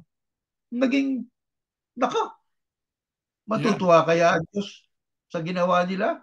Sino Nagtitinda ba ng pera. kasi nga misleading nga lahat ng sinasabi sa kanila eh. Bakit sila namin mislead? Hindi kasi nag-iimbestiga eh. Hindi Hindi nagtatanong. nag-scrutinize. Hindi nga Nag-iisip. nila kilala ang mga taga-Berea. Hindi. Kaya mga kapatid namin dyan sa Iglesia ni Cristo, isa lang ang maipapayo namin sa inyo. Kaya nga ang pamagat ng programang ito 1,001 tanong ng mga ng mga Bereyano. Kilalanin niyo yung taga-Berea. Dahil bago sumampalataya yung mga yon. At dito rin ganun, mga kapatid at mga kaibigan. Kung gusto niyo sumama sa kilusang ito, hindi kami magtatala sa inyo, kundi ang Diyos. Ngayon, hindi niyo pwedeng dayain ang Diyos. Sa atin pwede mo dayain yung ministro eh. Di ba? Pakita, Yeah. nagtaon yung tarjeta. Merong katibayan. Yung iba pa nga. Brad, paki-issuehan mo na ng katibayan ito. Para mabautismohan. O Yan. para mabautismuhan. So, sa kanyo, kayo may control eh. Yung papasok ang may control dyan sa iglesia, o sa ibang reliyon, I don't know, kang alam ko lang kasi ng iglesia, may control yung ministro. Na pagka gusto ng ministro mabautismo ka, bayo ko, mababautismohan ka. Magagawa ng Di ba? paraan. Oo, mababautismohan ka. Magiging miyembro ka. Maliligtas ka na pag miyembro ka. Yun ang paniniwala nila. Pero dito sa iglesia ni Yahushua, hindi niyo po pwedeng dayain ng Diyos eh. Siya nakakaalam kung sinasampalatayanan niyo yung aral eh. Sinusunod ba nito Oo. yung aral? Oh. Kung nagpapanggap ka Kaya lang o hindi. ang talaan dito, kapatid na Erning, nandun sa langit lang, wala dito sa lupa. Wala rito. Wala Ha? rito sa lupa. Ngayon dito pa sa 8:2, kinabukasan, maaga pa'y bumalik na si Yahusha sa templo. Maraming taong lumapit sa kanya, kaya umupo siya at nangaral sa kanila. Yan o, mga katunayang para kay Yahusha, mahalaga din ang templo. May mga bulag at pilay na lumapit kay Yahusha doon sa templo. Pinagaling niya silang lahat. Sa lugar ng templo, nagpagaling ang Panginoong Yahusha, di ba? Pero anong sinabi ni Yahusha kahayagan ng pagmamalasakit pa niya sa templo? Next slide. 2:14 to 17. Ito nakasulat. Nakita niya roon sa templo ang mga nagtitinda ng mga baka. Nako po, ang baka, di ba, hayop. Di ba, yung tinapa, isda. Mhm. Yeah, Oo, teka parang muna, kapatid pamahalaan. natin, linawin natin ha. Oh, sige. Nakita niya roon sa templo ang mga nagtitinda ng mga baka, tupa at mga kalapati. Nakita rin niya ang mga nagpapalit ng pera. May Romani siya, dayuhan sa kanila. Teka Oh, muna, saan dako ng templo yan? Yan ang unang tanong. Yan ba yung sa dako na doon sumasamba? oh, Doon ba yan ba yung loob ng templo na doon nagte-texto yung mga tagapangaral? sa paligid. Sa paligid. Ayan. Sa Yan. paligid. Pero ang tawag doon, pag kasi pumasok ka na doon sa bakura na yon, ano na yon? Banal na Bahagi ng dako na templo. yon. Templo na yon. Sa Yan. panahon ng Panginoong Israel. Yahusha yan, ha? Panahon ng Panginoon. Inabot niya kasi yung templo dahil yung templo na yon nung giniba ng mga Romano, ang Panginoong Yahusha wala na sa lupa eh. Wala na. Wala na. Inabot niya. Inabot niya. Inabot niya, buo pa yung templo. Naroon pa yung Tama. templo. Yung templong itinayo ng ninuno niya. Ang ninuno niya ay si Solomon eh. Si David, si Oo. Solomon. Tama. Yan ang ninuno ng Panginoong Yahusha eh. So inabot niya yun. Eh nga, ang sinasabi diyan, nakita siya nagtitinda ng baka. Ngayon, yung templo nila, meron din nagtitinda ng baka, kaya nga lang luto na. Kaldereta. Ah, Oh, nakahain na. Oo, nagtitinda rin ng Nakahain. baka, Ready kaya to lang eat. hindi yung bakang buo.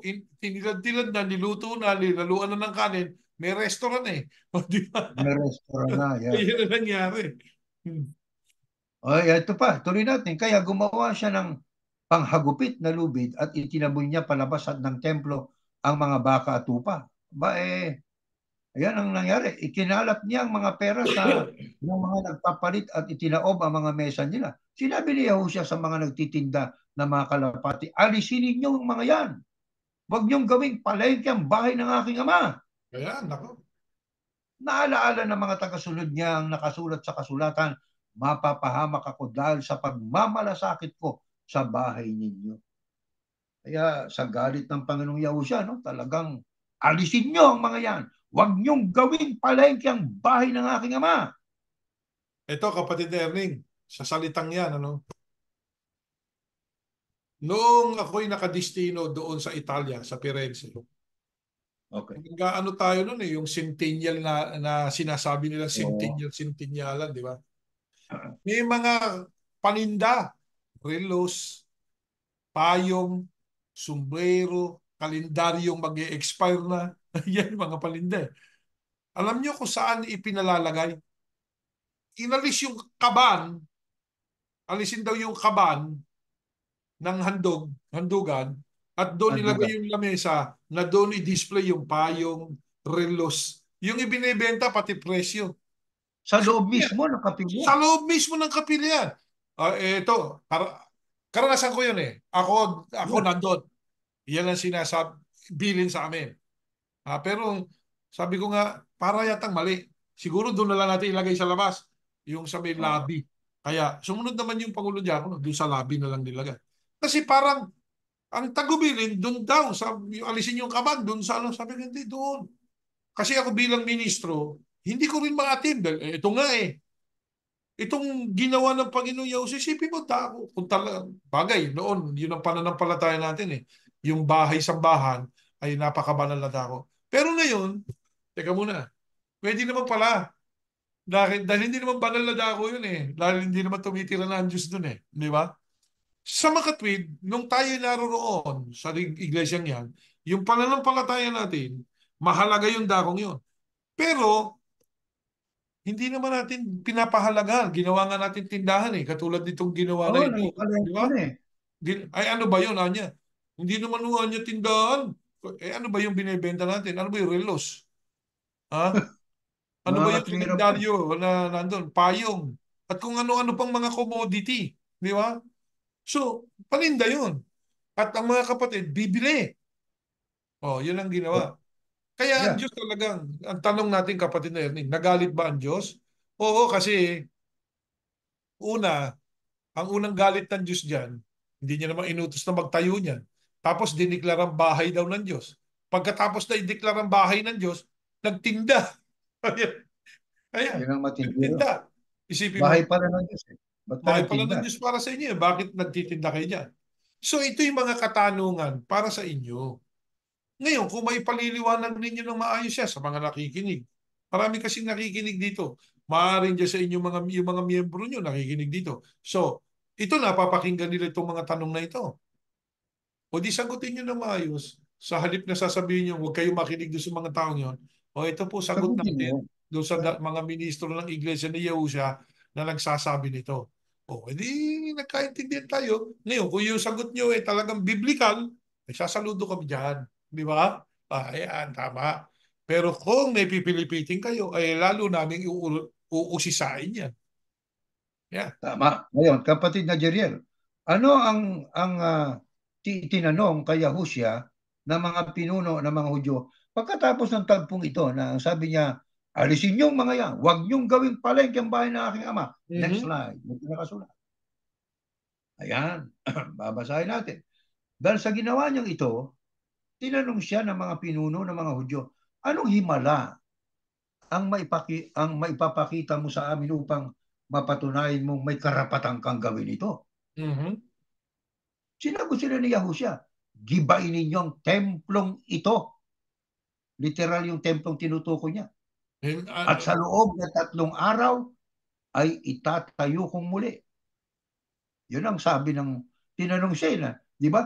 Ang ginagawa niyong palengkeng bahay ng aking ama. Sabi ng Panginoong Yahusya.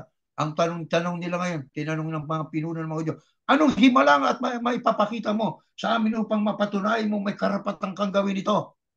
Sinagot sila ni Yahusya, gagibain ninyong templong ito at sa loob ng 3 araw ay itatayo kong muli. Sinabi naman nila, ginawa ang templong ito ng 4 na 6 na taon at itatayo mo sa loob lang ng 3 araw. mhm. Pero hindi nila naintindihan ng templong tinutukoy ni Yahusya ay ang kanyang katawan. Mhm. Kaya nang nabuhay siyang muli, naalaala ng mga tagasunod niya ang sinabi niyang ito, ang naniwala sila sa pahayag ng kasulatan at sa mga sinabi ni Yahusya tungkol sa kanyang muling pagkabuhay. Kapatid na Jirel, ano ang itinanong ng mga pinuno ng mga Hudyo nang sabi ng Panginoong Yahusya, huwag niyong gawing paligang bahay na aking ama. Ba ano bang wikang maipapakita mo sa amin upang mapatunayan may karapatan kang gawin to? Sinagot sila ni Yahusya, gibain niyo ang templong ito. Eh bali ba sa lugar ng templo sila nag-uusap eh. Doon sila Mhm. nagtitinda. Sabi ng Panginoong Yahusya, gibain yung templong ito. At sa loob ng 3 araw, itatayo ko muli. Nagtanong uli, ginawa, anong sinabi nila? Aba, ang sabi ng mga pinuno ng mga Hudyo kay Yahusya, ginawa ang templong ito ng 46 na taon at itatayo mo sa loob lang ng 3 araw? Kapatid na Jirel, anong aral dito? Naintindihan ba ng mga pinuno ng mga Hudyo ang sinabi ng ating Panginoong Yahusya? Hindi. Hindi. Oh, ay sabi nga, pero hindi nila naintindihan ang templong tinutukoy ni Yahusya ay ang kanyang katawan. Kasi nga, sila ay hindi nag-iisip. Ayun lang yan eh. Hindi nag-iisip. Ang una, hindi naman sila sumasampalataya na ang kausap nila ay ang anak ng Diyos o ang Mesyas. Exactly. Yan ang Yeah. isa. Hindi nila sinasampalataya ng Diyos.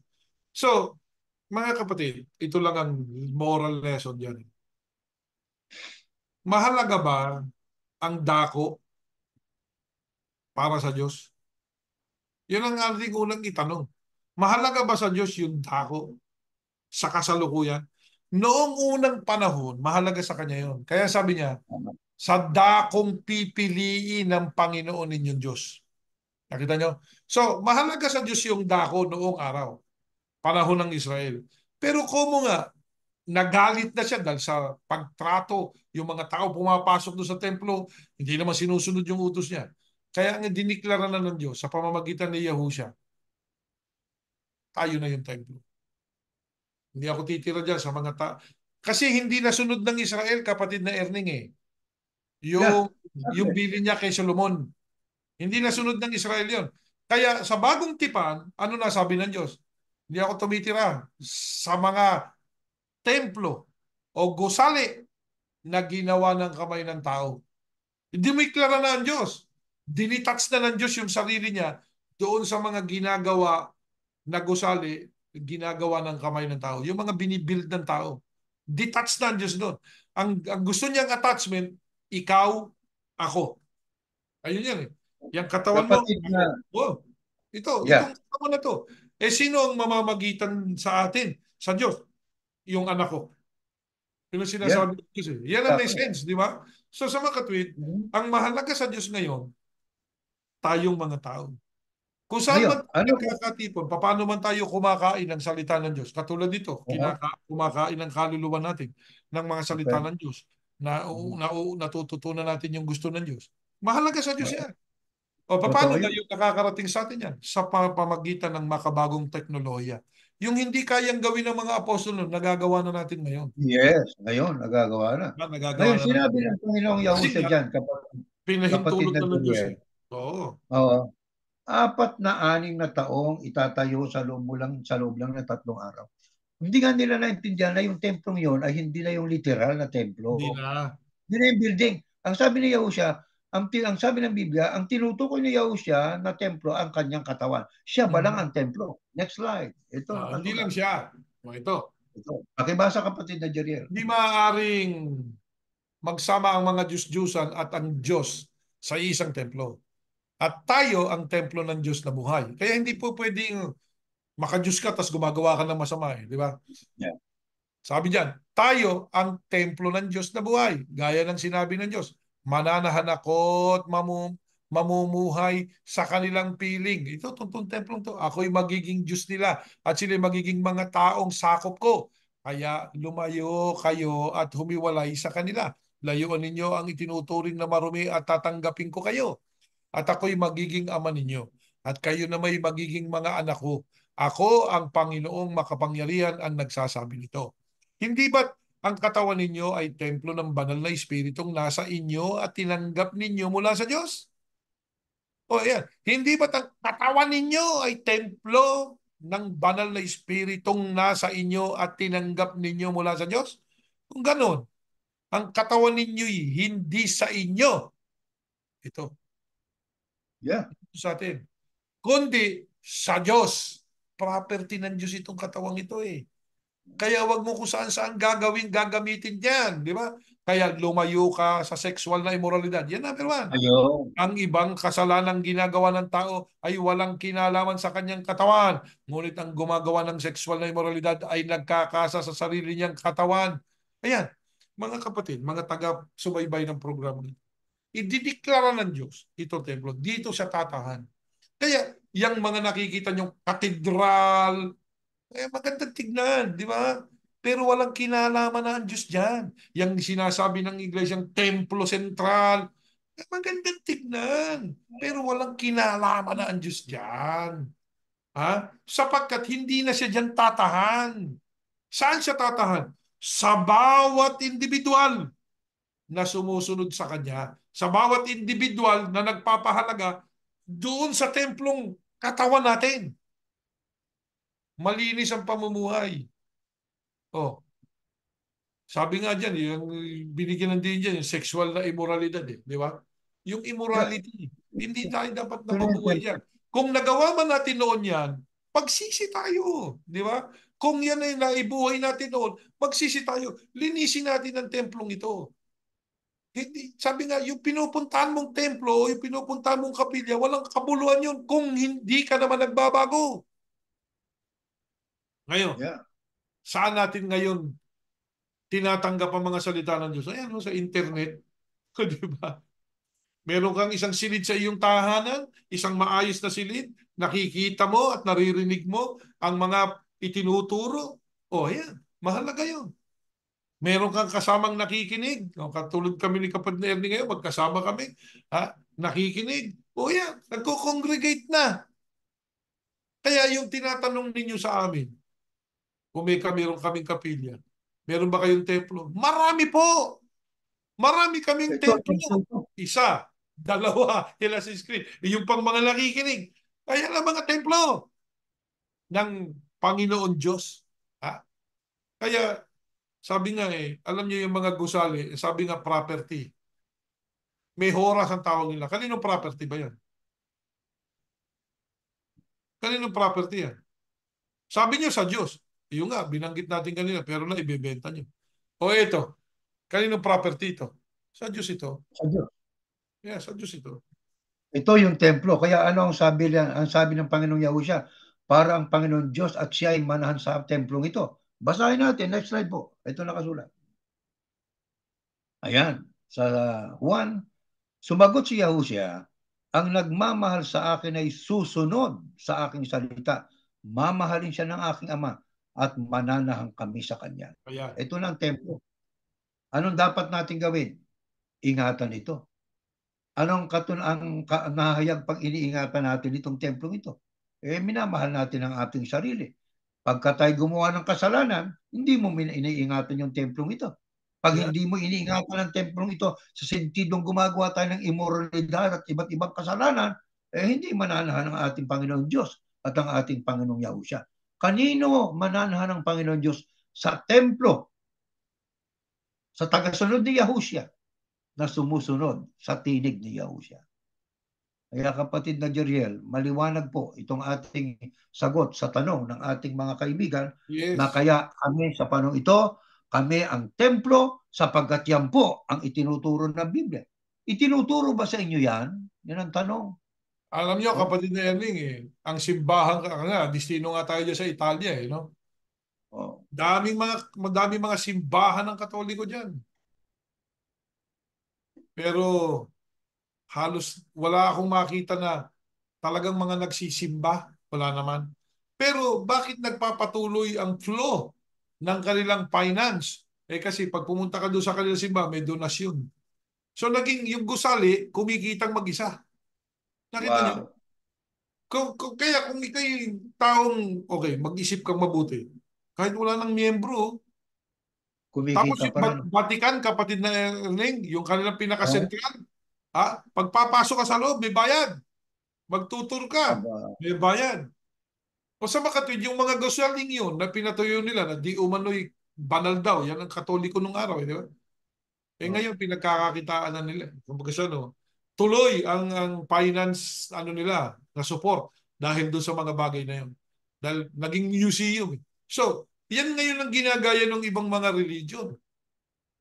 Meron silang mga property. Kasi yung mga property yan, teka muna, mataas ngayon ang benta, benta natin yan, bili tayo ng mas mura. O, tapos tataas yan, benta natin yan, bili tayo mas mura. Negosyo na.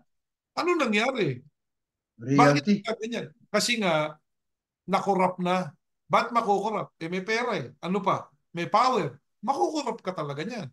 Kaya, ang Panginoong Yahusha, nung idineklara niya, dineklara ni Yahuwah sa pamagitan ni Yahusha, kayo templo, kayo, ito, ayusin ninyo yung katawan nyo, ayusin niyo yung ugali nyo, ayusin ninyo yung inyong pagkatao. Yan ang linisin ninyo. Tatahang kami ng aking ama dyan. Nakita nyo? Yo, Ano po ba yung pagkakaiba? Kasi ito ba pwede maging museum? hindi Pati pwede. Derek, kikita ba itong katawan natin? Pag tumanda tayo, ililibing ka, mamamatay ka, ililibing ka. O yun, kikita ka pa ba? Hindi, hindi na. Kaya itong Makakalimutan ko na ito, nga. hindi mo pwedeng pagkakitaan. Pero yung mga templong gawa ng tao, pwedeng pagkakitaan. Yan ang ginawa ng simbahan. Kaya punta kayo sa Italia. Punta kayo doon sa mga magagandang katedral nila. May bayad. O kung wala man bayad, may donasyon. Magdo-donate ka. Kakahiya naman, nakapila ka doon. Ni singkong duling, di ka magbibigay. Di ba? So, Totoo yun. merong funding na dumarating. Kaya ang diniklara ng Diyos, ang Diyos at ang Panginoong Yahushua talagang ano eh. Alam nila yung alam ng Diyos kung ano gagawin niya eh. Dahil yan ang ginawa ng maraming mga tao eh. Nagpatayo ako ng templo, ginamit lahat yung mga sinalita ko, sinulat ko sa Biblia oh. Yung pinasulat ko, pinaggagaya oh. Oo. Di ba? Pero iba layunin. Oh, ngayon, yung nga buloy, hindi na doon natin, yung iba, meron nga dyan sa Pilipinas, dalawang religion yan. Aba, yung nga buloy ng member nila, nagtayo na ng mga arena. Palakihan pa silang dalawa. Hindi ba? Oo nga, paligsahan sa... Kaya Oo. palakihan silang dalawa. Mas malaki daw yung sa isa. Para saan yun? Para saan yun? Kasi, sino may control doon? Yun ang unang tanong. So, napakarami na pwede nating itanong sa lahat ng relihiyon na umiiral sa mundo ngayon. Kaya nga may freedom tayo. Kami po, ang religion namin ay si Yahushua. Si Yahushua. Yan ang relihiyon namin. Yung Siyang ibang daan. mga relihiyon, organisasyon lang eh. Yeah, organisasyon lang at may hierarchy at kapangyarihan, clout at control sa mga tao o Kaya yan ang miyembro. mga pinuno nila. Totoo Bueno, yan. kapatid na Jeriel, itong ating naipaglingkod na ito yung pagsagot sa tanong ng ating mga kaibigan. Salamat sa tanong sa nagtanong at umaasa kami sa naisagot ng Biblia na Ito nga eh, binasa po namin. habang tayo po ay nag-aaral, no? Ah, Merong nagpapadala sa akin dito ng tanong. kaya pala nakatugo ka Oh, kanina, no? kaya tinitingnan natin kung ano, live, may nagpapadala. Yeah. Di ba? Merong nakikinig, ito. May mga puna, ito. Kaya tayo sa buong mundo ngayon, walang masamaan. Halimbawa, katulad ng mga kapatid natin sa Iglesia ni Cristo, huwag kayong magdaramdam. Maganda nga ito eh. Sabi nga kung yan ang totoong iglesia, ang sabi nga ng kapatid na Felix Manalo na nabubuhay pa eh, ang iglesia niyan, tunay na iglesia ay parang batong buhay. Ano ho yun? Habang kinikiskes ay lalong kumikinis. Kaya, Sabi ang ng tunay na iglesia, habang binabatikos mo, kumikinis. Yung sa amin ho, lumalabo eh. Umalis ka dyan. Hindi yan ang totoo. Kailangan ang iglesia, pag pinukul mo o tinanong mo, kikinis yung doktrina, lalo liliwanag. Pero kapag Oo. dumilim, teka muna, wala na ho maisagot. Mag-isip-isip ka na. Di ba? Mag-isip-isip ka na. Hindi yan yung iglesia na tama. Bakit? Ang sugo na nga sabi niya sa kanyang pagsasalita. Paraan niyang batong buhay ang iglesia eh. Yung tunay na iglesia ha, parang batong buhay yan Yeah. eh. Kiskisin mo, usigin mo ng usigin yan, tanungin mo ng tanungin, kikinis yan. Lumabo. Teka muna. Tapos ang iyong panangga, huwag na kayo makinig doon ha. Huwag na kayo makinig doon ha. Nako, dapat nga lalo kayong makinig doon. Tignan niyo, kikinis tayo. Hindi kasi kumikinis kapatid na Erning eh. Ayaw magpaturo eh. Sabi nga Ayaw, nila. yun na nakasulat eh. Ayaw magpaturo. Sila yung Yeah, magaling. sila. Bueno, kung sila ang magaling, ay atin lang ipaubaya sa Panginoon Diyos yan. Yeah, At tayo tama. na may sumasampalataya na itong ating na ipagsilbi sa kanila ay nakapagbigay po ng tanglaw at tugon sa mga nagtanong. At tayo Tama. po may nanalangin, kapatid na Jeriel. Opo. Maraming salamat sa iyo, Ama naming Yahuwah, sa iyong mga itinuturo sa amin. Ginigising mo, pinupukaw mo ang mga damdamin ng mga nakikinig. Ama, wag po sana nilang ikagagalit ang mga Opo, sinasalita na nanggagaling sa iyong aklat. Sapagkat opo, ang iyong mga salita ay itinulad mo sa tabak na mas matalas pa sa tabak na may dalawang talim. Na ito'y opo, tatagpas ng mga maling haka o mga maling kuro-kuro o maling doktrina. Ama, tulungan mo po na ang mga taong nakikinig sa halip na magalit at magdamdam ay magsiyasa. Tulungan opo. mo po. Mahal namin silang lahat. Lalo na po ang mga kapatid namin na naiwan sa iglesyang aming inalisahan. Magpatuloy po sana sila sa tunay na paglilingkod sa iyo, sapagkat nagtira ka na ng napakakakaunting labi mula doon sa iglesyang hinulaan na yun ang magpapatuloy para ihayag ang iyong kalooban. Tulungan mo po ang mga mahal namin sa buhay, ang aming mga kapatid, na sana'y magbigay sila ng pagkakataon, magsaliksik, magsiyasat, mag-usisa sa bawat aral na itinuturo ng sino mang tagapangaral, maging kami, usisain nila ang amin pong ibinibigay sa kanila upang lahat ay magkaroon ng pagkakataong makaalam ng iyong kalooban. Amen. Sumasampalataya kami, Ama naming Yahuwah, na ikaw ang aming patnubay. Patuloy mo kaming pupunuin ng kaalaman at pagmamahalan sa pangalan po ng tagapagligtas na si Yahushua. Amen. Amen. Ayan na po, kapatid na Erning. Good night sa inyo. Good night po sa Sige lahat. po. Ano po? Sige po. Good Sige night. po. Ingat po tayong lahat. Bye-bye.